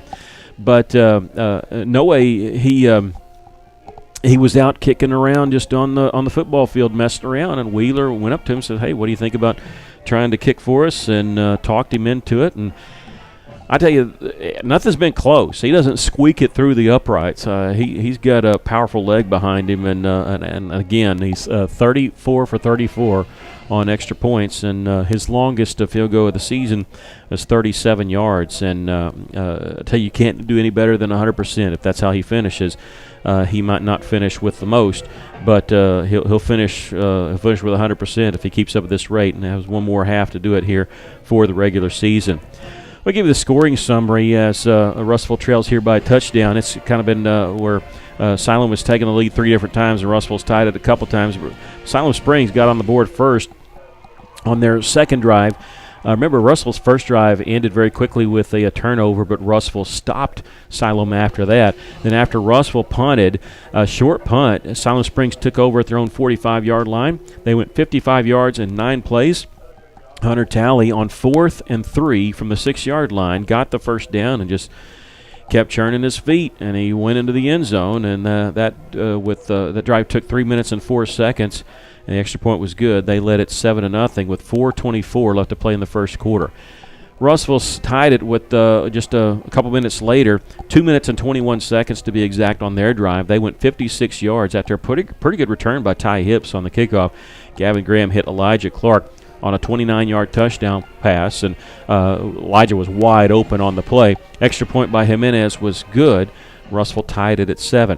That was with 2:03 left to play in the first quarter. With 32 seconds left to play in the first quarter, the Panthers took the lead back. Just took them 1:31 to go 72 yards in 6 plays, and here's what happened. The quarterback, Hunter Talley, was running. He got down to inside the 20, fumbled the football, and Jonathan Graves, the receiver, picked it up at the 14, carried it into the end zone from 14 yards out. Just some bad luck for Russellville there, as it almost caused a fumble in the red zone, but it ends up being a touchdown for Siloam, and they led it 14-7. That was at the end of the first quarter. Russellville tied it up late in the second quarter. They went 55 yards on 4 plays, just 4 plays. Scored quick. Makai Foster, a 23-yard touchdown run right up the middle. And extra point by Jimenez was good. That 4-play drive took 1:11 seconds left. With 1:28 left to play in the first half, we're all tied at 14, feeling kind of good about ourselves. And I was kind of hoping that Siloam wouldn't do anything after that. But they did. They took over at the 20. They hit a 20-yard pass and then a 46-yard pass. And then just like that, they're in the red zone. They score on the very next play. They went 80 yards in 3 plays. Took them 45 seconds to do it. Tally carrying it in from 14 yards out. With 43 seconds left to play in the first half, Cyclones were trailing once again 21-14. And that's where we set right now. Again, Siloam Springs lost a chance to go to the playoffs. They had to run the table last week. They made a bid, almost upset Parkview, but Parkview scored with a minute left and defeated Siloam 26-24. So Siloam just playing for their seniors, playing for pride tonight. Russellville playing for seeding. Russellville's got the work cut out for them here, trailing 21-14 at the half. We'll take a break, come back with a few more scores, and eventually we'll have the second half for you. You're listening to Cyclone Football on 102.3.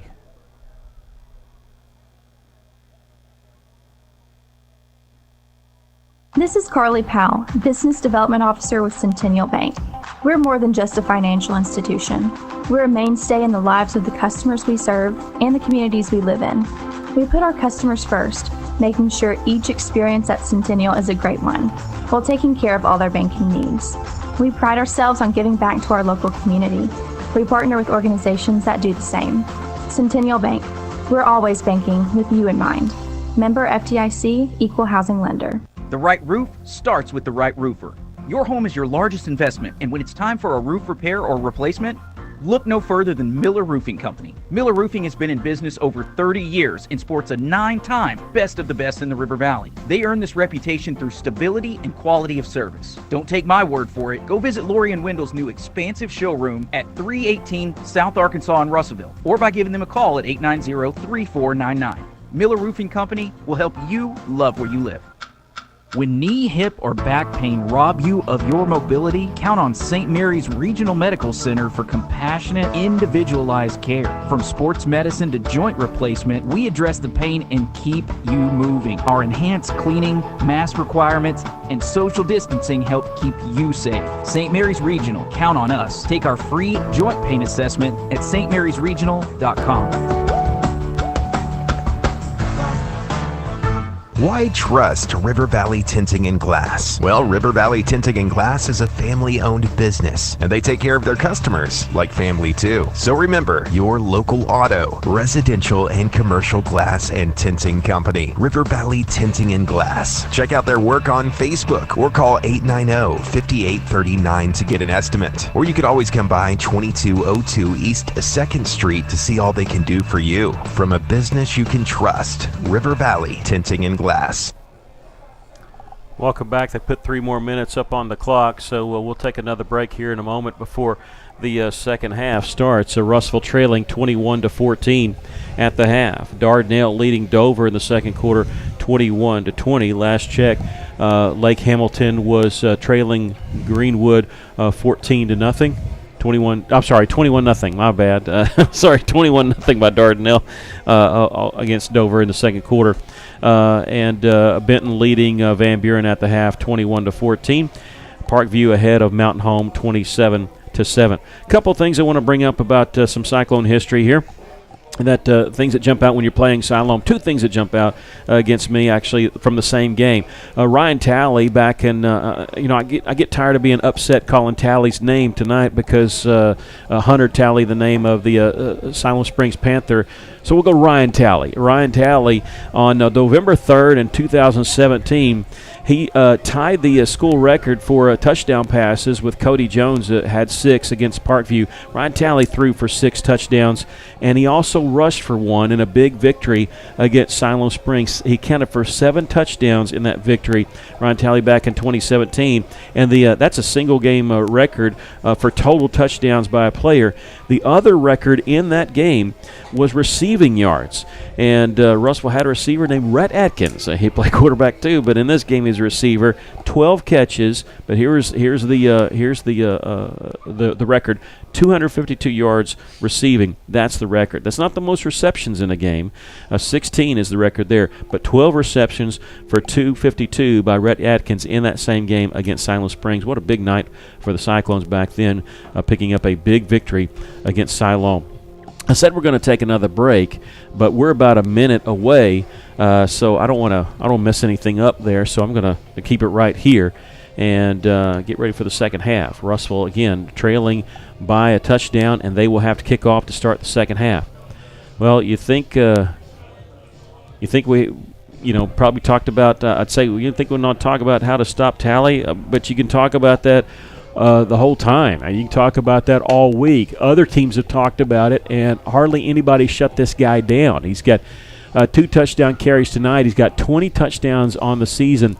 Again, now taking into the 3 scores tonight, Siloam Springs has scored 40 touchdowns on the season, and Hunter Tally has had a hand in 36 of them.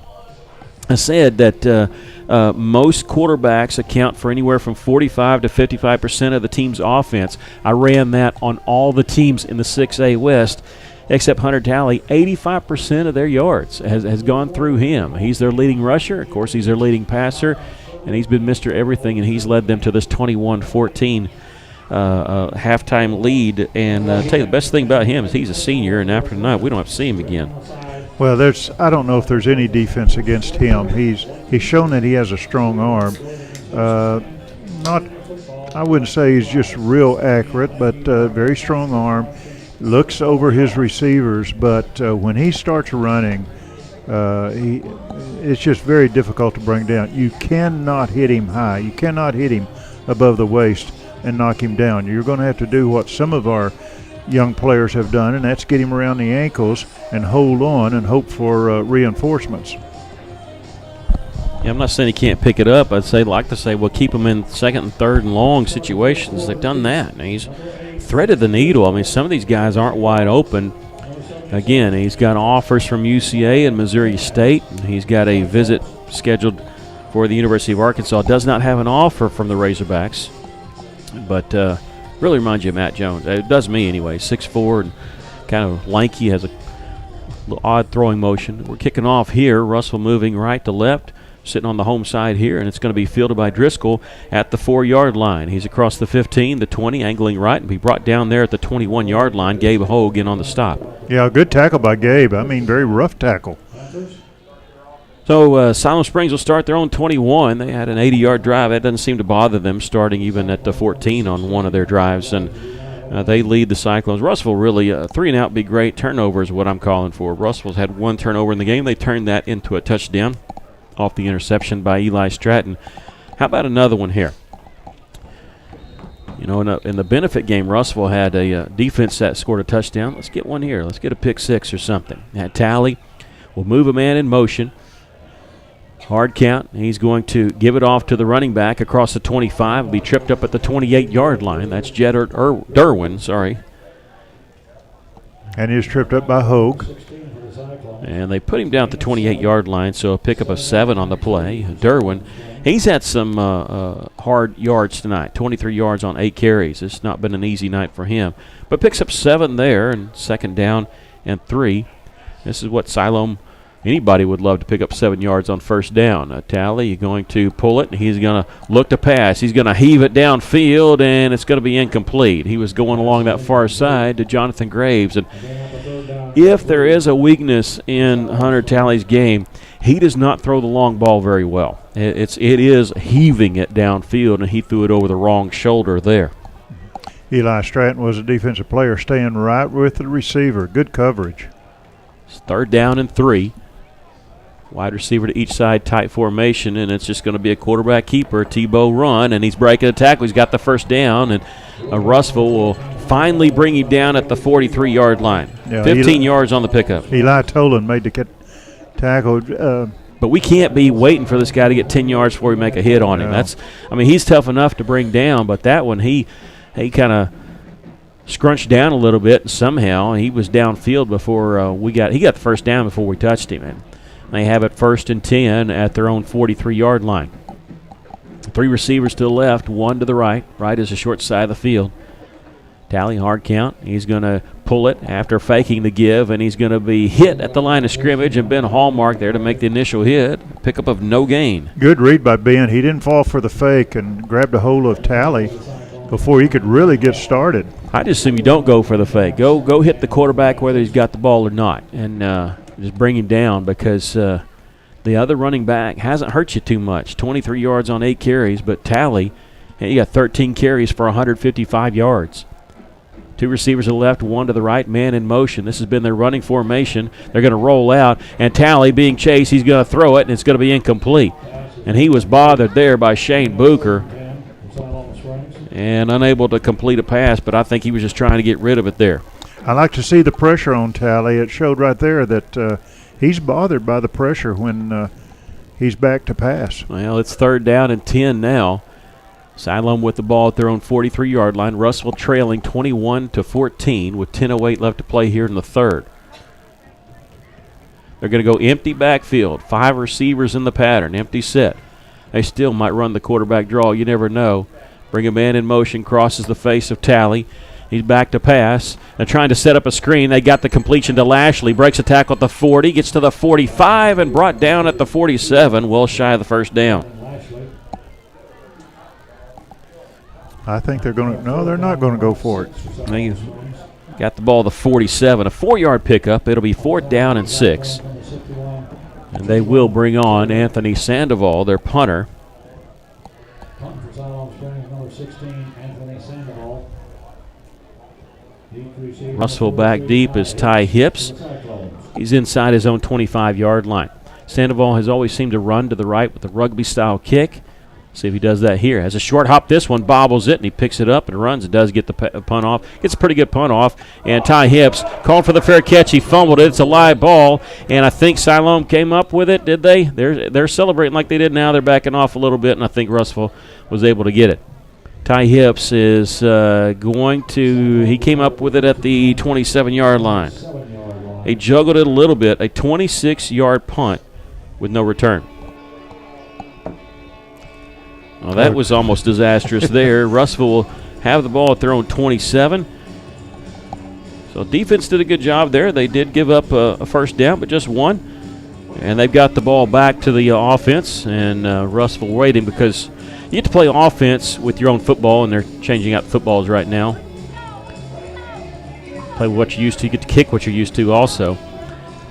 And so now Russellville with 2 receivers to the right, 1 to the left, and Graham, the quarterback, with Mekhi Foster to his left. He'll hand it off to Mekhi, trying to get outside. He's across the 30, and he's going to be taken down at the 33-yard line.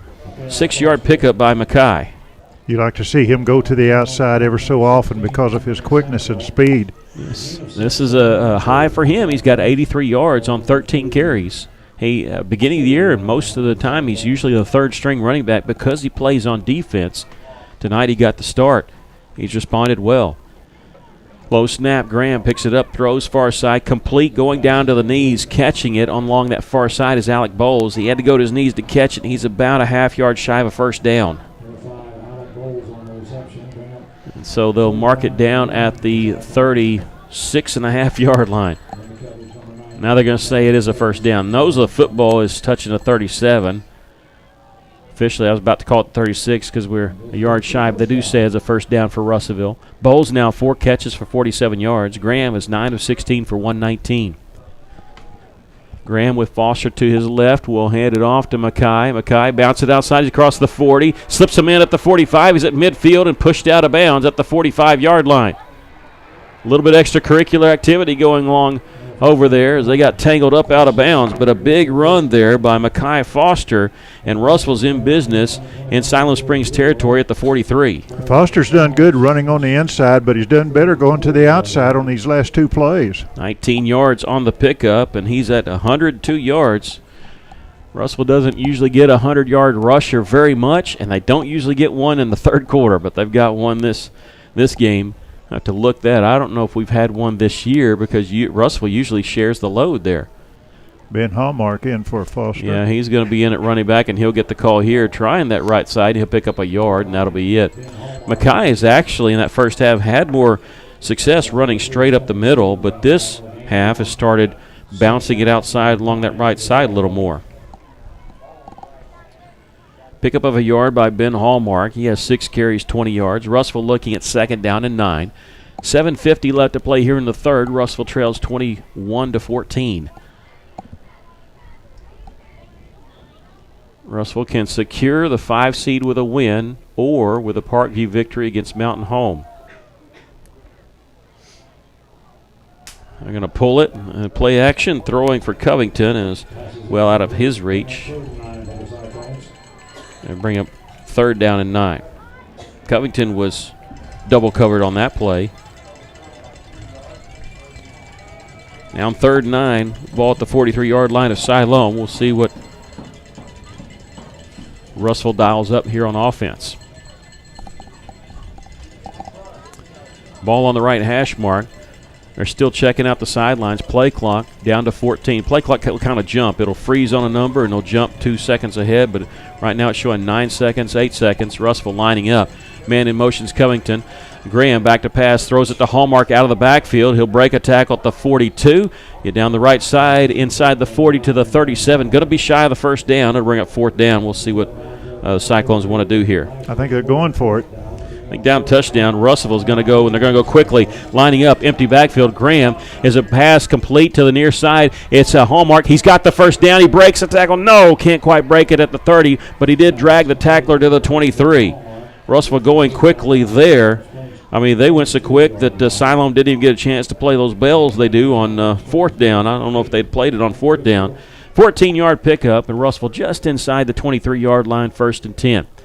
Trailing by a touchdown, 7 minutes exactly left to play here in the 3rd quarter. On that play right there, you saw what a strong runner Hallmark is by dragging that defender. 5 wide receivers in the pattern here. Empty backfield for Graham. Man in motion is Mekhi Foster. They're going to hand it off to him. They're trying to stretch it out. Nothing there. He's going to reverse his field back to the left side. Pick up a block from Graham. Tucks it. He gets inside the 20 to the 18-yard line, but we got a flag coming in on the play, and I think this might be, I'm just going to guess, I think it might be against Russell. Might be a chop block here.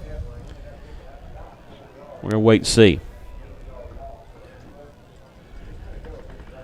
The official that's behind the defensive line is the one that threw it. He threw it back to the 30-yard line. There's no way it happened back there because all the action was around the 25 or so. And it is against Russellville. It is against the Cyclones. Yeah, I think the official is showing off his arm. I'm going to put it down. We'll see where they put it down, then we'll tell you how long the penalty is. Put it down to 34, so an 11-yard penalty. So it'll be still 1st down, but it'll be 1st down and 21.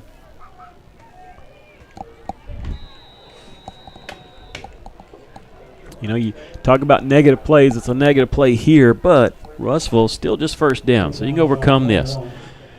Empty backfield once again. Again, Mekhi in motion. This time he's going to run behind Graham, the quarterback. Stop on his right side.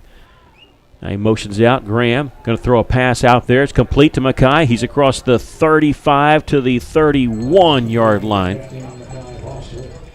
So get some positive yards there out on that pass complete to Mekhi Foster. Pickup of 3 on the play.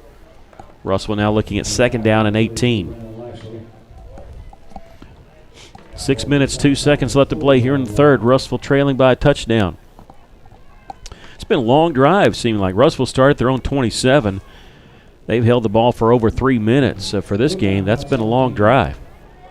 Again, empty backfield. 3 receivers stacked on that short side of the field. Foster in motion. They're going to fake it to him, and Graham's going to keep it straight up the middle. He's going to be hit hard at the 28-yard line. That's where he'll get just his 2nd carry tonight. It'll bring up 3rd down and long for Russellville. Russellville needs the 13-yard line for a 1st down. They're at the Siloam 28. 5 minutes, 15 seconds left to play here in the 3rd. Clock is rolling. Ball on the right hash mark. 3 receivers breaking out to the left side. Lone receiver Caden Rose is to the right side, the short side of the field. Graham going to roll to his left. He's looking. Going to throw across the middle. He's going for Rose, who's behind everybody, but the throw is beyond the end zone there. There's not a lot of room over there. Caden had to slide down to slow himself up. He ran the post pattern, and he got behind the two defenders there, but just not enough room to make that connection. I tell you, Caden's got a lot of speed, too. You're going to see that for the next 2 years. But 4th down and 15. You're going to try the field goal here? Be a 45-yarder. I don't think they're going to. Noe Jimenez are going to put the ball down near the right hash. This will be a 45-yard field goal attempt on 4th down and 15. Ball is down. The kick is definitely long enough, and it is good. How about that?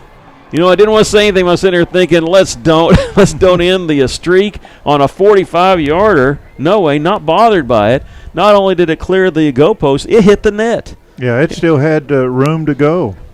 Yeah, it's nothing to him. I mean, the sucker's played in state playoffs as a goalkeeper where you are on an island.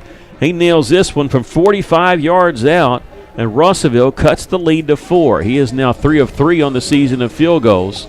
Noe Jimenez booting that one through from 45 yards out. Well, when you have a drive that long and as far as yardage and also time, you want to come away with some score, and that's what Russellville did. I think if Russellville would have picked up some yards, I think they might have gone for it, but not picking up anything there on 3rd down.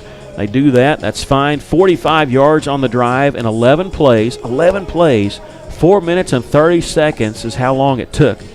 With 4:48 left to play in the 3rd quarter, Noe Jimenez remains perfect on the season. Hit that one from 45 yards out with room to spare. He's going to kick off for Russellville here. He's going to angle this one towards, set it up near the left hash mark. He approaches and kicks it, and this one's it's going deep. It's going to go into the end zone, and Driscoll's going to let it go there. And Russellville will make him go long distance once again. Cyclones trailing here 21-17. Just the 3rd attempt field goals on the season, as I said, but Jimenez has hit all of them, and I got to change that now. His longest was 37, now it's 45.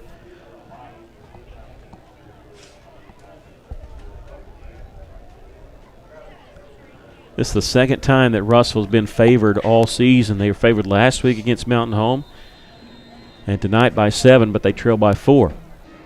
1st and 10, and Talley going to fake the handoff, keep it himself. He'll pick up 2 yards on the play. If they would have given it, Russellville had that one stopped for a loss. But, again, I just key on Talley because he's the dangerous one. He picks up 2 yards there.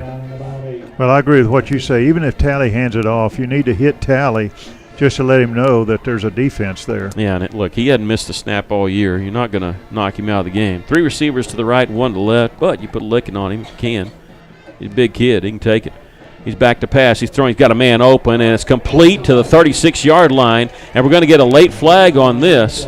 And I believe this is going to be blow to the head.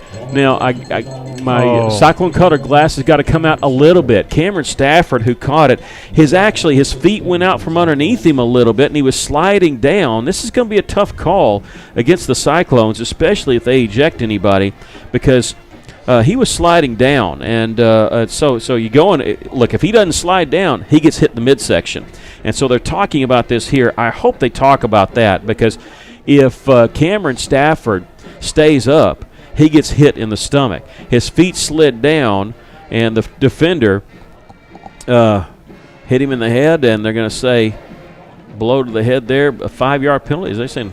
That looked like a face mask. Yeah, they did look like a face mask. I didn't see that, but okay. All right. And what's funny is we're right next to the Siloam Springs radio crew. I just heard him say the same thing. I didn't see that. That's fine. I didn't want it being and it was Gabe Hogue. I didn't want to see him ejected or anything because it was not a dirty play. Receiver slid down with his feet going up, kind of like almost like you're sliding into a base, but if you weren't all that coordinated, his feet went out from underneath him, and Gabe ended up hitting him up around the top there. On 1st down and 10, throw underneath on the drag route as Driscoll. He's got the 1st down in Cyclone territory to the 49-yard line. And a 1st down for Siloam. Yeah, he was wide open in the middle, just real short pass and getting enough for the 1st down. Driscoll now just 2 catches for 11 yards, but picked up 10 on that one. And looking at it and saying they're not even going to measure it. They're going to say it is enough for a 1st down, so that's why the A stoppage here briefly here. Russellville trailing by 4, 21-17. Siloam going quickly here on the read option. It's Talley going to keep it himself. He'll get to the Cyclone 45-yard line. They're on first down, picks up 4 yards on the play. Talley doesn't like to be tackled. He likes to swing a few elbows and kick a little bit after he's down. Second down and 6 after the 4-yard pickup. He's got 161 yards on 15 carries. Look at his most. He ran for 168 against Greenwood, 246 against Pea Ridge. And he's back to pass. He's going to be hit from behind, and Russellville picked it up. And let's see. One official's calling this a fumble. The other one is saying it was a pass, and they're going to say an incomplete pass. I'm not saying he was calling a fumble. I thought a beanbag came out, and the official from behind said it was a pass, and I think the official behind Russellville agreed on that. And so it'll be an incomplete pass there. I thought I saw a beanbag come out, and that's why I thought fumble. And Russellville, either way, they hit Talley hard on that play. That's a good play. I thought it was a fumble. I didn't think his arm went forward. See, I thought it was a pass. I thought it was going forward. So that's how close it was. Siloam looking at 3rd and 6, but a big play for Russellville's defense. They can stop them here. Siloam on Russell's 45-yard line. 3 receivers bunched up to the right side, and they're going to hand it off, and Derwin's going to be tackled behind the line of scrimmage. And I got a question. I questioned that. I'm glad they didn't. I am shocked that they went to Derwin there, not a pass or a run with Hunter Talley. Now, it might have been a read play, but Jed Derwin, who has not had success against Russellville, 9 carries for 20 yards, just lost 3 yards on the play, and now – where they might have gone for it, if they'd have picked up a yard or 2, 4th and 9, they're going to punt the football away. Hips is back. He's just inside the 10-yard line. They're going to angle it to the right, get it away. It's a terrible kick. It's high and straight up in the air, and it's going to hit at the 32-yard line, take a Russellville bounce and roll to the 33, and that's a 15-yard punt. So Russellville's going to get the benefit of a bad kick by Siloam Springs, and they'll have pretty good field position. We consider what they could have had with them snapping the ball at the 48. Russellville will have it at their own 33-yard line. Parkview leading Mountain Home 27-10 in the 4th quarter. Again, if Russellville does not win this game, they need Parkview to beat Mountain Home to stay a 5 seed. So it looks like Mountain Home, I guess, kicked a field goal there. Parkview returning the opening kickoff the second half for a touchdown. Russellville would like to take control of this themselves and win this game. And lining up issues here. The play clock is down to 11 seconds. 2 receivers to the right, 1 to the left. And here's Graham. He's going to give it off to Mackay Foster. Nothing in the middle. He's trying to bounce it out right side. He's going to lose some yardage on the play there. He had success with that on the first drive of the second half there, but no success there. They're closing up that side over there on that right side there quickly. It does go for no gain. And you got to look. They have an offensive lineman that's going to Air Force, Jace Stuchovich, and he's also played some defensive line, number 66. Play action. Graham, he's going to throw. He's got Stokes wide open at the 40. He's at the 30, 25, 20. Right, Stokes at the 10, 5. Touchdown, Russellville. Trenton Stokes, a long touchdown reception of 67 yards, and the Cyclones, for the first time tonight, had taken the lead. Well, I think one of the key to that play was Graham. He had the ball in Foster's belly, and he just kept on. He pulled it out, and I think the defense bid on it. That's his 4th touchdown reception of the season. He now has over 300 yards and catches on the season, but 67 tonight. His first catch tonight, Trenton Stokes, has given the Cyclones a lead. Noe Jimenez, his extra point is up and good, and Russellville, with 1:42 left to play here in the 3rd, lead at 24-21. We'll take a break. You're listening to Cyclone Football on 102.3.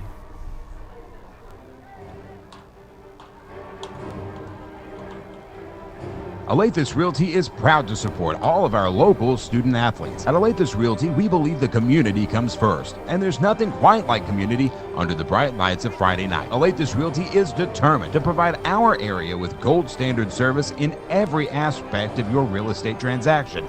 So whether you're loading up to go to the game or settling in for an evening at home, you can rest assured Alathus Realty is taking care of you. Call us today, 479-968-5668.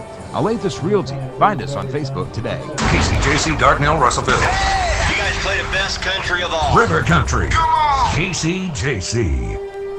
Well, the Cyclones take the lead on a 67-yard drive in 2 plays, but it was all on 1 play. Graham hit Stokes for a 67-yard touchdown pass. Noe Jimenez added the extra point. And I got to say, I almost, instead of saying Trent Stokes, I almost called him by his brother's name, but scored from like that. And he had some fancy footwork down there inside the 25 in order to get into the end zone. And Russellville leads at 24-21. Jimenez going to kick this one, and they're going to field it, and they're going to return it at the 5-yard line. Across the 10, the 15, breaking a tackle there, cuts back to the right at the 25-yard line before he's wrestled down.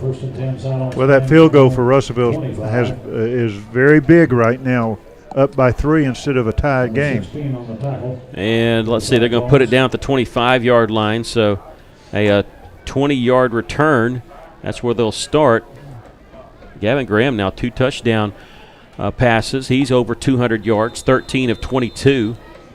But Stokes, what a time for his first catch, too. Russellville leads it by 3. Can't rest on these guys, though. Derwin's going to get the call on the sweep. He's across the 25, the 30, and plows forward to the 34-yard line, a 9-yard pickup, and easily his longest run from scrimmage for tonight. Well, number 2, Thomas, made the initial contact. He wasn't going to let go. He was locked in on him. Good tackle. Cyclones, get this, they're picked last. They're picked last in the conference, and right now they're battling for a possible 5 seed. And they have woken up here in the third quarter. 57 seconds left, leading by 3. Talley back to pass, throwing across the middle. It's incomplete. And I tell you, we can talk about his deep passing and throwing over the wrong shoulder a couple times, and he struggled a little bit. He's got that little seam route down. I think that's the first one he hasn't connected on. Hunter Talley, he can throw that little skinny post route. And didn't connect on that one, thank goodness, because that might have gone the distance. It's 3rd down and 2 for Siloam Springs at their own 33-yard line. Clock stopped, 52 seconds left to play here in the 3rd. Talley's going to keep it himself on the Tebow play. He's got the first down and runs into the pile. The pile just moves to the 36-yard line. Enough for the first down. We'll stop the clock to move the chains. 44.6 seconds left. Thomas with the stop for Russellville. Cyclones leading at 24-21. 2 receivers to the right, 1 to the left. Talley. He'll roll to his right after play action, throwing, and it's incomplete. Tell you, he wasn't hit by Ty Hips, but Ty Hips was in his face, and it's hard to make that connection. He had Lashley open out here in the flat, but he had to throw it around Ty Hips, and Ty bothered him just enough where he couldn't make that connection. 2nd down and 10, 24.2 seconds left to play here in the 3rd. He might have rushed the pass a little bit with Ty there. Yeah, I mean, because he wasn't going to fake him out and expecting to pump fake or something there. 2nd and 10, Talley gets the snap, low snap. He's going to hand it off to Derwin. Nothing there as he's trying the left side. He'll bounce it to the right and pick up a yard, and that'll be it. First man to get there for the Cyclone, number 24. I like the way Russellville's gained tackling. Somebody makes contact, and then there's always 2 or 3 others to get there very quickly to help secure that runner. 3rd down and 9, and that's the end of the 3rd quarter. We're going to take a break. 1 more quarter of play. Russellville leads for the first time after that touchdown pass. They lead it right now, 24-21. We'll take a break. 1 more quarter of play in this regular season. You're listening to Cyclone Football on 102.3.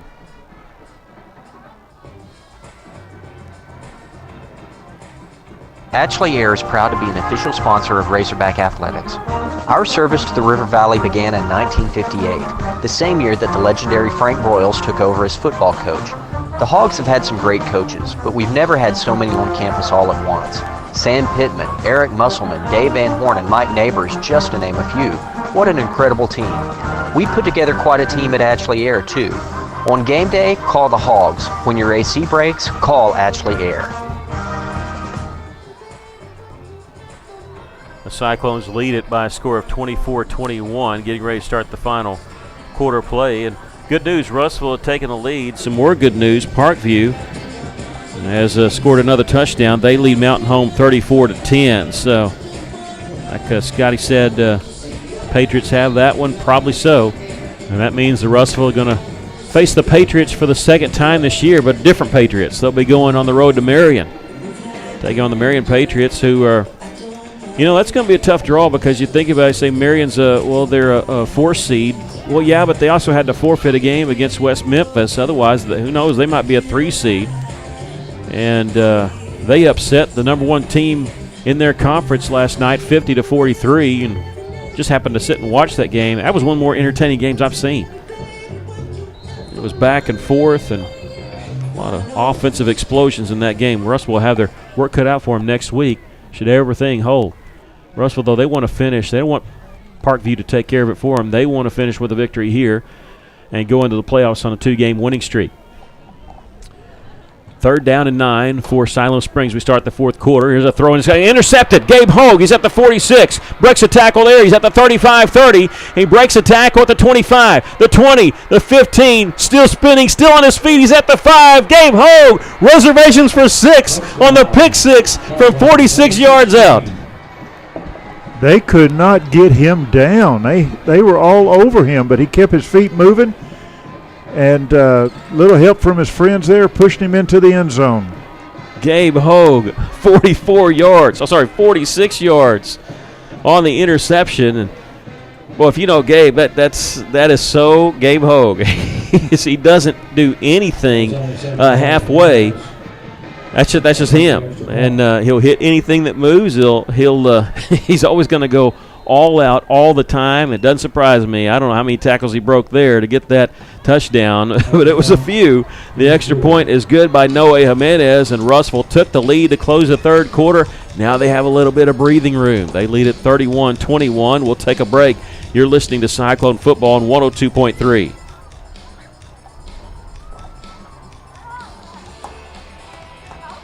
Redwoods fans, this is Coach Butch Jones, and it's game week. We need you in Centennial Bank Stadium this Saturday. Hatcher throws it over the middle, caught today. Linton across the 40, breaks a tackle across the 45-50. T. Hunt across the 40, 30, 20. He's inside the 10, and he's into the end zone for the score. 76 yards. Help us lock the vault. Secure your seat now. Visit astateredwoods.com or call 870-972-2781. Wolves up. I'm sorry that I was saying Gabe Hogue over that. The guys next to me are asking, who is that? Because I don't think they had it on their. Yeah, they have him as number 34. Gabe used to be number 34. He's number 16 now. And he has just given the Cyclones a lead on a pick 6. Well, it was a little early. I called for a pick 6 earlier. I was hoping that we'd get one. A little early on it. We end up getting it here. And so let me set this. It was 3rd down and 9 for Siloam Springs. Gabe Hogue with the interception at the 46-yard line, took it in, broke probably, I don't want to exaggerate, I think he broke like 3 or 4 tackles to get that. I'll have to go back and look, see how many he did. Took it from the right side all the way down to the left pylon, able to get in the end zone. Noe Jimenez added the extra point. The Cyclones, with 11:43 left to play here in the game, now lead it by 10, 31-21. And now Noe Jimenez will kick this one. They'll kick it towards the sideline. It's going to hit at the 8, and they're going to let it go out of bounds. And so Siloam will have the ball thrown 35-yard line. Noe Jimenez, in all that, again, stayed perfect as he's kicked 4 extra points tonight and a 45-yard field goal. And they're going to, again, you have like 3 or 4 options. Most people always take it at the 35, and that is what Siloam Springs is going to do here. Because if you kick it short, you can take it 5 yards from the spot it went out of bounds. Well, that went out of bounds inside the 5, so they were going to do that. You can always make them re-kick it, which Russellville did last year against Siloam Springs. Here, 1st and 10 for the Panthers, and Hunter Talley's going to call his own number, and there's nothing there. He's going to run into a wall at the line of scrimmage. You know, we talked about him, as good as Hunter Talley is, he does throw some interceptions. That's his 9th interception of the season. And it went for a pick 6 for Russellville. They lead at 31-21. Yeah, Ben Hallmark led the charge on that one. No gain. 2 receivers to each side for Siloam. Talley back to pass, looking left. He's going to fire it, and it's complete to Lashley. He's got the first down. Tell you what, Lashley, I said he's been their leading receiver as a tight end / fullback. That's the way he's built too, and he's catching the ball. I mean, it doesn't matter. You don't have to give him much space. He's hauling it in, no matter where he's lined up, no matter where he is on the football field. And he's got the first down for Siloam Springs. Here's a read option, and Talley's going to keep it himself. He'll pick up a yard to the 48-yard line. The last 2 times that Talley's carried it here on this drive, Russellville kind of kept him in check there. 1 yard on his last 2 carries, but he's got 166 yards in the game rushing for 18 carries and a couple of touchdowns. But they'll probably have to go the air a little bit more maybe. Russellville up by 2 scores here. They snapped the ball, and he wasn't ready for it. Hit him in the stomach. He picks it up, throws a pass complete to Driscoll, and he gets to the Cyclone 49-yard line. A pickup of 3 yards on the play, and Talley was looking at the running back to his right and was not ready. He was not ready. And the ball, he's lucky the ball didn't squirt away from him, but good grief. How athletic, how a heads-up play there that Talley just picks it up and throws a 3-yard pass. And they'll bring up 3rd down and 6. Well, they're holding up for something. Personal foul against Russellville. Well, one of the officials was talking to a Russellville Cyclone, and I got to tell you, I thought it was about maybe if they called out the snap count and caused them to snap the ball quick. But the flag was actually at the 47-yard line, so it was after the play, and they're going to put the ball down at the 34-yard line of Russellville. I didn't see what happened. That's 15 yards going to be marked off, and that'll actually give them a first down, whether they were looking at 3rd down and 6, and now the officials huddling up once again. The flag was down at the 47 on Russellville's side, so away from where Talley was. And I saw the official talking to one of our linebackers, but he was on Siloam's side of the 50, and I thought maybe that's what they were talking about. Maybe we yelled hut or something like that, and caused them to snap the ball because Talley was no way ready for that play to begin. And now all the officials joining in on this discussion. And they're trying to separate everybody. They're not letting anybody go to their benches yet. Siloam Springs is saying, hey, let's go ahead and huddle here. And there's a personal foul penalty that's been marked off against Russellville, and now nothing coming out of this last discussion.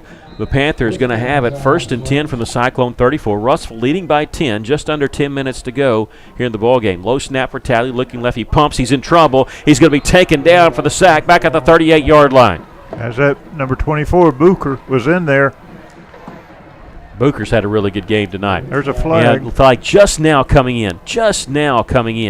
And it lands at the 40-yard line, 2 yards behind where the line of scrimmage is. It came in from the official that was on Russellville's side as he was running in. They put the ball down at the 38, so this is well after the play. It's a personal foul being called against Siloam Springs. Like maybe you guys are seeing something because I'm putting some stats in as I go, or if you're not seeing anything, then it's verbal stuff going on. But must be because I'm not seeing a thing. Yeah, this is a big penalty for Siloam because it puts them back in their own territory. Moves them back to the 47-yard line. They're going to have 2nd down and 29 because it's after the play was over. So Russellville gets the 4-yard sack, and then the 15-yard penalty. So looking at 2nd down and 29. They have the ball at their own 47-yard line. 2 receivers to each side. Russellville leading 31-21. 9:41 left here in the ball game. I think the demeanor from the Siloam team has changed since that pick 6. Maybe a little bit when Russellville took the lead, but definitely on the pick 6. Low snap for Talley. Pump fake. He's looking back left. He's got the screen set up. It's complete to Jed Derwin. He's in Cyclone territory. Spins away from a tackle at the 45. Still on his feet. Gets to the 40. Gets to the 39-yard line. So they got a good chunk of yards back on the little middle screen there to the running back, Jed Derwin. They'll mark it down at the 38-yard line. A pickup of 15. They got half of it back. 3rd down and 14. And now an official timeout. Official stopping the clock with 9:16 left. He stopped the clock himself. He's going over to talk to a sideline official who's on the Russellville side. We have Coach Wheeler who's out a little bit, but I think he's just talking to his defense, trying to get some signals in. And now all the officials are going to huddle once again. We played a quick first half. Sure felt like it. A little over an hour, maybe right at an hour, but it was slowed down here. Now again, Russellville, should they win or should Parkview hold on to Mountain Home? Their victory there, Russellville going to be the 5 seed. Mountain Home would be the 6 seed.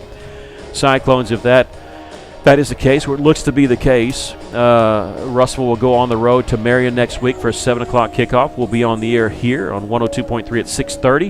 Of course, on our YouTube page, Cyclone booth, we'll have the game for you. Russellville and Marion's never played.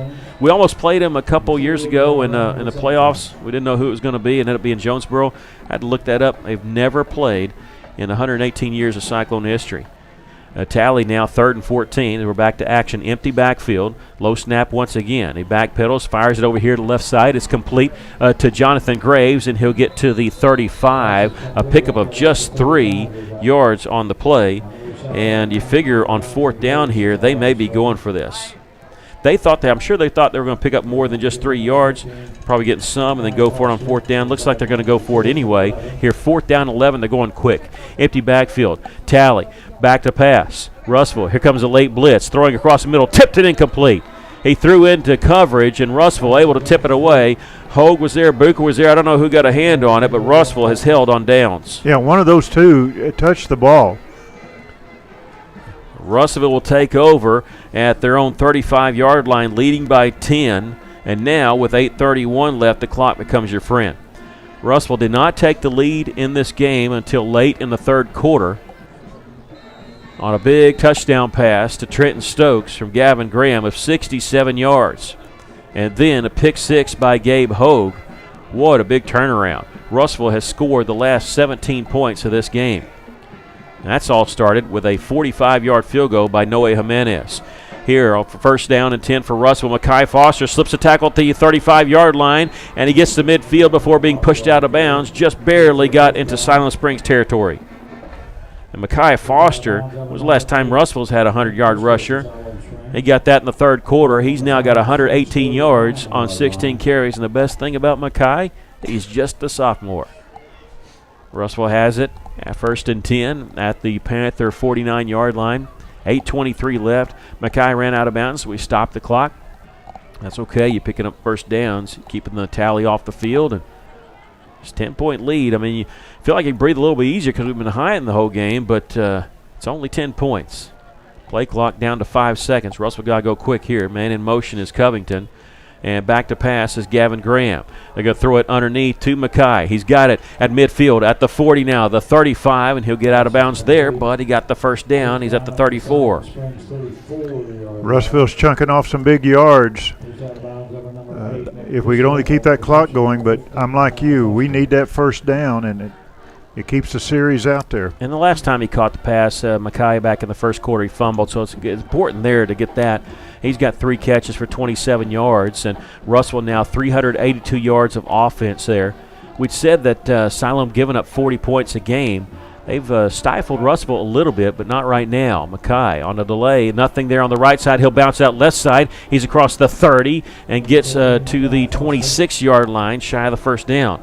Nothing was open on that right side, but he found a hole on the left side. And when he went to the left, he broke. You can see the quickness of Foster breaking back toward the middle of the field. Ball just shy, or no, we're going to call it the 25-yard line. Official on the far side has it marked at 26, but I'm thinking the nose of football touching the 25. Clock rolling now as he did not get the 1st down. 2nd down and 1 coming. But Russellville going to milk the clock a little bit here, up 10.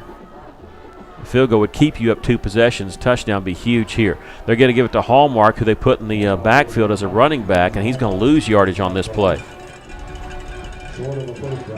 He'll lose a yard back to the 26. It'll be 3rd down and 2. Whatever you call here, milk the clock a little more. Even if you don't get it, even if you turn the ball over, take off another minute off this clock.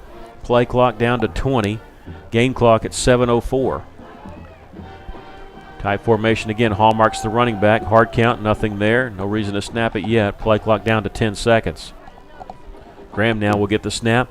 He'll give it to Hallmark straight up the middle. He stacked up at the 25. Second effort's going to get him the first down at the 23-yard line. Yeah, strong effort. Strong run by Hallmark. Did a good job. Good blocking on that left side. 22 yards on 8 carries for Ben Hallmark. None bigger than that one right there. And Russell's got the first down. 6:42 left. Let's grind it out. Eventually stick this ball in the end zone. And let's go home with a 5-5 record and a 2-game winning streak going into the playoffs. Not bad for a team that was supposed to finish last in the 6A West. And here we are looking at a 5 seed. This is only one of 2 games all year Russell's been a favorite, but they have proven some people wrong this season. And play action, a pass, and Covington's going to catch it. Had to fall down to catch it. It's thrown a little bit behind him. Catches at the 21, a pickup of 2 on the play. He's in bounds, so the clock continues to roll. There's a quick pass there on the fake handoff to Ben Hallmark. Gavin Graham, 15 of 24 for 226. That's Covington's second catch tonight. No reason to get in a hurry. 5 minutes, 48 seconds left to go in the game. Russellville leading 31-21. Play clock down to 13 seconds. Mackay Foster now back in at running back. He's to the left of Graham.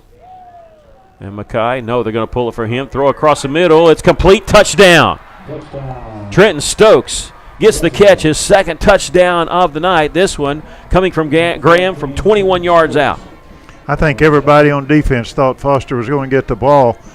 And a good fake again by Graham and a perfect pass to Stokes. Stokes was wide open, got rid of his defender. 5:30 left to play in the football game in Russellville. Now they can breathe a sigh of relief. And Noe Jimenez's extra point is up and good. 38-21. Russellville leads it. We'll take a break. You're listening to Cyclone Football on 102.3.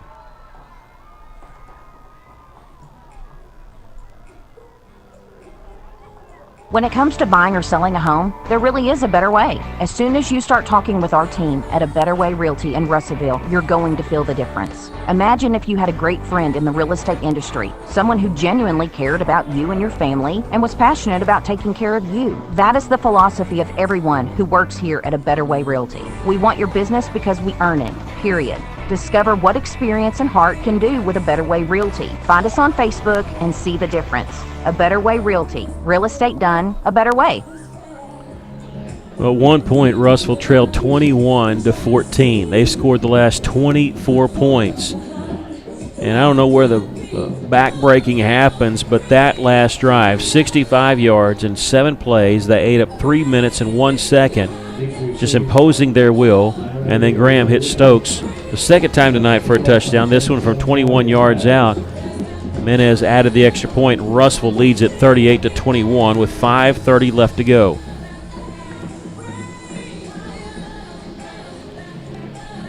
Next week, Russellville going to go on the road to face the Marion Patriots for the first time ever. Here's the kickoff by Jimenez. It's fielded at the 9-yard line across the 15, the 20, and taken down at the 22. Well, our defense can't let up. We can't relax. We can't think, well, we got this one in the bag, because you've got 5:23, and with some quarterback like Talley, he can score very quickly. He can break one open. Usually does it with his feet, but he has thrown. Coming into this game, he's thrown for over 2,000 yards. 16 touchdown passes on the season. They're going to empty backfield here for Talley. Looking far right side, going to roll to his right because nobody's open. He'll heave it downfield, and it's going to go well out of bounds. That's the thing, though, is if you get up on them like this with 5:16 go, you really take their best weapon and you kind of put a damper on it, because they can't really just line up and run the ball and control it and wait for one to break. They got to get down there quick, knowing that they've got to take some shots down the field, and that really is not their game, not to come back quick. But they are a big play team. Russellville's held them under their average points-wise, just barely yardage-wise. And here's Derwin's going to get the call straight up the middle. It's an odd call on second down. I'd almost rather Talley run it, but somebody texted me, said that he hadn't been the same since that big hit. That's true, because I don't know if that's a read option. I don't know why he's not pulling it, taking it himself. That's just a 4-yard pickup, and Russellville will gladly take that. Take your 4 yards. Take some time. We're fine with that. Russellville leading 38-21 with 4:48 left. 3 receivers to the left, 1 to the right. Derwin, the running back, next to Hunter Talley. Talley will roll to his left, looking downfield. Russellville giving chase. He's got a man wide open, and he missed him. Woo. Yeah, Jonathan Graves wide open. Man. That was going to be a touchdown, and just a bad pass by Hunter Talley. Coach Wheeler's out on the field, and he's asking his players, who was that? Where'd that man come from? Yeah. Maybe Russell just lost track of him, but, you see Talley rolling to his left. You're thinking he's going to tuck it and run, but that was close. But he has that weird kind of – he's chunking it from the shoulder, and he just threw it out of bounds. That's probably the second time, maybe third time Graves has been open. 4th down and 6, they're going to go for it. 4:32 left in the ball game. Russellville leading by 17. Hunter Talley back to pass. He's going to roll to his right, motioning downfield, and he's going to throw it, and incomplete. And that's they turn the ball over on downs, and that should be, I say it shouldn't be the game, but, come on. Russellville now has the ball up 17.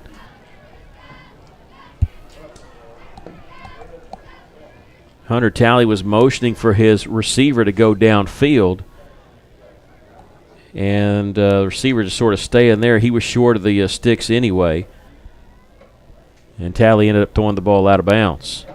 They gave him no chance. 4:24 left. You can't really take a knee here. Russ will have the ball at the Panther 26-yard line. You can't take it. You could take a knee, but you're going to have to punt or kick a field goal here.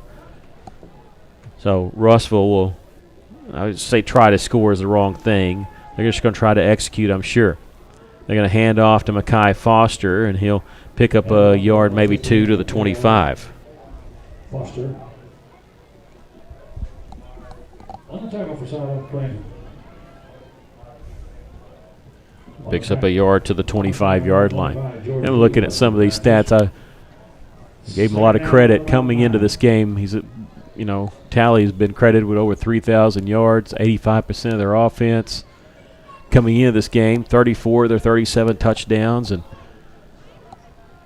he has been shut out the second half. No points. Here's a pass on the quick slant to Stokes, and incomplete there.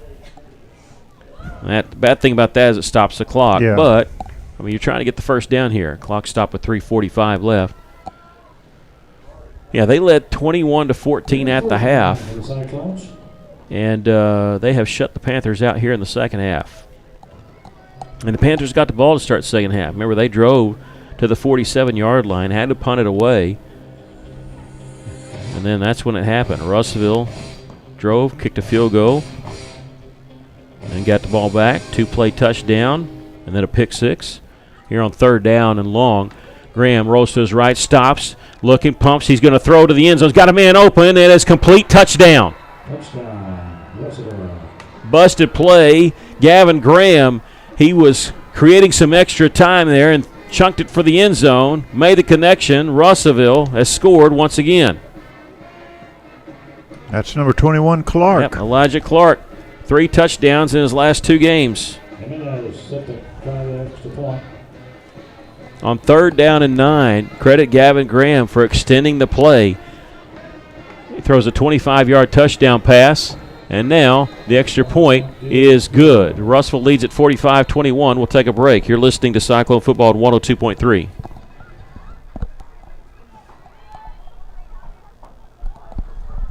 At Fleet Tire Point S, the S stands for service, selection, and savings because you, the customer, are always the top priority. If you need new tires to get ready for winter, the tire and automotive experts at Fleet Tire Point S have more than 30 years of experience. And Fleet Tire Point S consistently offers unparalleled service and quality tires to fit every budget. Come by today and experience the Fleet Tire Point S difference on Arkansas Avenue. Your local tire and auto service center. No stress with Point S.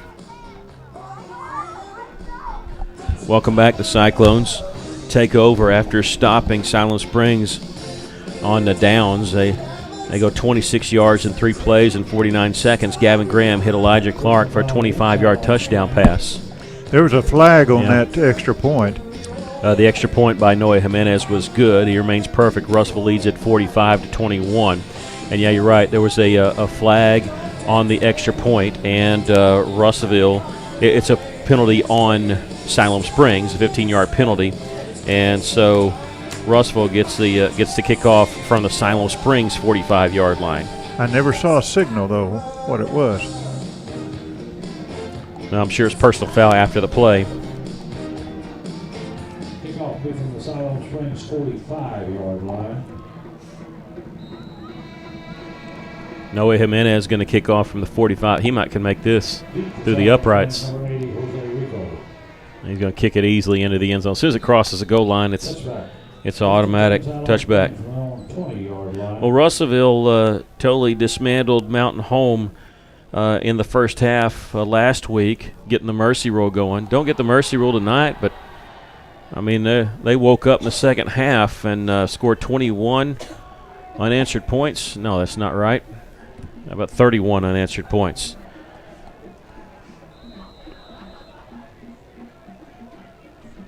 And the halftime adjustments have worked for Russellville. The Panthers on 1st and 10 from the 20 will hand it off to Jed Irwin. He'll carry to the 24-yard line. And Siloam going to keep their seniors in there. They should. This is their last regular season game.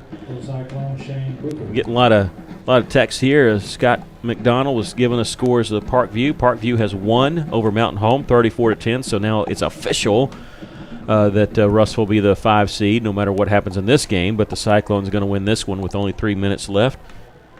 And you had Tally for 21 yards the second half. That sounds about right. Russellville has shut him completely out. And here's the give to Derwin there. He's got the first down to the 33-yard line. 32-yard line, first down, Siloam Springs. Yeah, a lot of people are excited about this. Reverend Tom Scott, Mike Cloud. I mean, they're all saying the same thing. As soon as we hit their quarterback, it's a different game.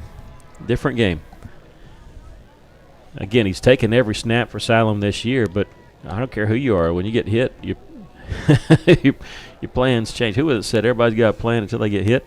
Here on 1st down and 10, they're going to hand off to the running back. And again, Tally's not running near as much. Of course, the game's not in doubt anymore, but still, it's his last game. I'm glad we don't have to face him anymore. He's tough to deal with. 6 yards there, 2nd down and 4. They have it at the 38-yard line. 2 minutes, 7 seconds left. Russellville leading 45-21. Tally tight formation here again to Jed Derwin. He'll elude a tackler at the 40, goes down at the 42, and if they spot it here on this near side, he got the first down. His stats look a little better. 16 carries for 56 yards, but at one time he had 9 carries for 20 yards, Jed Derwin. Now he's just a sophomore, but he's had some tough running tonight. Minute 40 left.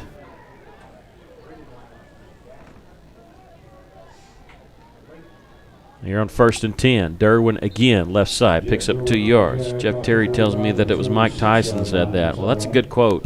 Everybody's got a plan until they get hit. Ryan Rowlands is in there. He made that stop, number 36. He's a baseball player. Coach McCarty. Rollins. Yep, Ryan Rollins. Yep. This is one of the pitchers that he has. 2nd down and 7 after the 3-yard pickup. Counterplay again, Derwin, and he breaks the tackle there. He's at the midfield. He's into Cyclone territory. He's got the first down at the 43-yard line of Russellville. Run the same play. Picked up 11 yards there. 18 carries for 70 yards. He's on his last 9 carries, he's got 50 yards. 47 seconds left. This game not been in doubt for a while, thankfully. I got to tell you, it's different feeling than I had first half, though. But that end of that third quarter, the way that ended and the fourth quarter started, it's been a lot more relaxing. Here on 1st and 10, Derwin going to get it this time. He runs right. He'll pick up a couple to the 41-yard line. That could be the last game, the last play of the game. Be.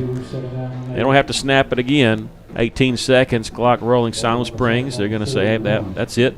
Yeah, their coach is out on the field. Yep, their coach, Brandon Craig, in his 4th year. He coached 17 years in Oklahoma, and he took them to playoffs 3 of the 4 years here. And Siloam has said that's it. And Russellville wins it by a score of 45-21. A lot closer than that. Russellville trailed 3 different times in the first half, trailed at halftime 21-14. They shut out Siloam Springs completely in the second half, score 31 points, win it going away 45-21. We'll take a break and come back with our post-game show. You're listening to Cyclone Football on 102.3.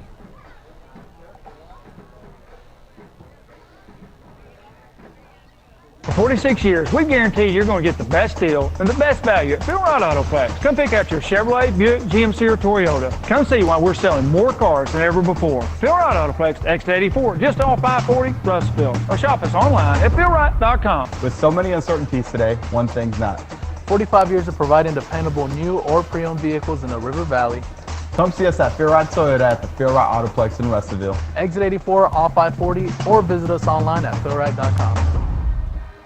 Shane here from Off-Road Tire. The thing that makes Off-Road Tire so special is their care for doing the job right. With a name like Off-Road Tire, of course they're an authority in lift kits and aftermarket mods for your truck, but it just so happens that they are specialists in all kinds of vehicles. They can take care of your minivan right next to the four-wheel drives with quality, consistent results. Go see my friends at Off-Road Tire just 0.2 of a mile past UEC Theaters in Russellville. Off-Road Tire. Mr. Brake and Lube, your local Pennzoil 10-minute oil change super stop at 1415 East Main Street, has the best brand name oils like Mobil 1, Castrol, Motorcraft, Rotella, and Quaker State without breaking the bank. Plus specials to save even more. Come by 1415 East Main Street when you need an oil change or repair work from your local one-stop maintenance shop you can count on. Mr. Brake and Lube, and follow Mr. Brake and Lube on Facebook to keep up with monthly specials. On average, you spend 33% of your life in bed, so why are you sleeping on a worn-out mattress? Box Drop in Russellville is dropping factory outlet pricing on your favorite name brand mattresses. Save up to 70% on Serta, Simmons, and other national brands. Same-day deliveries available. See Marty for details. Better sleep, better price, better life. Get factory outlet pricing at Box Drop, your mattress and furniture factory outlet store at Funky Town Mall, 1610 South Arkansas Avenue in Russellville, and boxdroprussellville.com. Welcome back. The Cyclones defeat Siloam Springs by a score of 45-21, and you know we're here a lot for Siloam's last game. Of the regular season. They do something I think is really cool that they'll eventually do. They actually lock arms, arm in arm with their players, and sometimes parents get in there and they walk the length of the field. I always think that's cool with the seniors for their last time to walk the field here at Siloam. Well, Russellville trailed 21-14 at the half. I'm going to get a quick scoring summary. Usually I do the stats right now, but I want to give you a quick rundown of what actually happened. With 4:48 left to play in the third quarter, Russellville went on a 45-yard drive in 11 plays, got stalled there, decided to kick the field goal. I was nervous, not because of making the field goal. I just didn't want Noe Jimenez to lose his a missed kick streak because he hasn't missed a kick all year. But Noe stepped up and nailed a 45-yard field goal that cut the lead 21-17. Russellville got the ball back. They scored in just 2 plays, a 67-yard touchdown pass from Gavin Graham to Trent Stokes. The extra point gave the Cyclones a lead for the first time of the game. With 1:42 left in the third quarter, Cyclones led at 24-21. On the very next drive, on the 6th play of the drive, Hunter Talley threw it across the middle. Gabe Hogue for the Cyclones stepped up, picked it off from 46 yards out, broke, 3, 4, maybe even 5 tackles in order to get to the end zone. The extra point was good. Russellville led at 31-21. That was with 11:43 left to go in the game. Cyclones tacked on 2 more touchdowns and just put the nail in the coffin there. Gavin Graham hit Trenton Stokes, a 21-yard touchdown pass, 65-yard drive in 7 plays in 3 minutes and 1 second.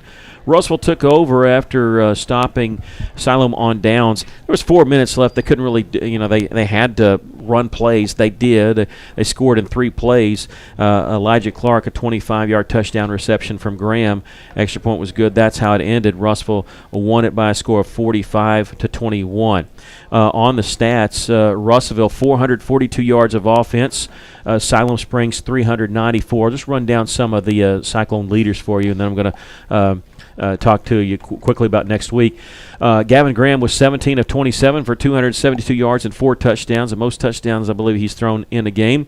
Receiving, Alec Bowles had 4 catches, the most catches. He had 4 for 47. Elijah Clark, though, had 62 yards. And, of course, Stokes had a couple big catches, including the 67-yarder. Mekhi Foster, though, 100-yard rusher tonight for Russellville. That's the second one we've had this season. 128 yards on 18 carries and did have a touchdown. So Russellville wins it by a score of 45-21. Officially, they are the 5 seed. Next week, they will go to Marion in the first round of the 6A state playoffs. That game will kick off at 7 o'clock.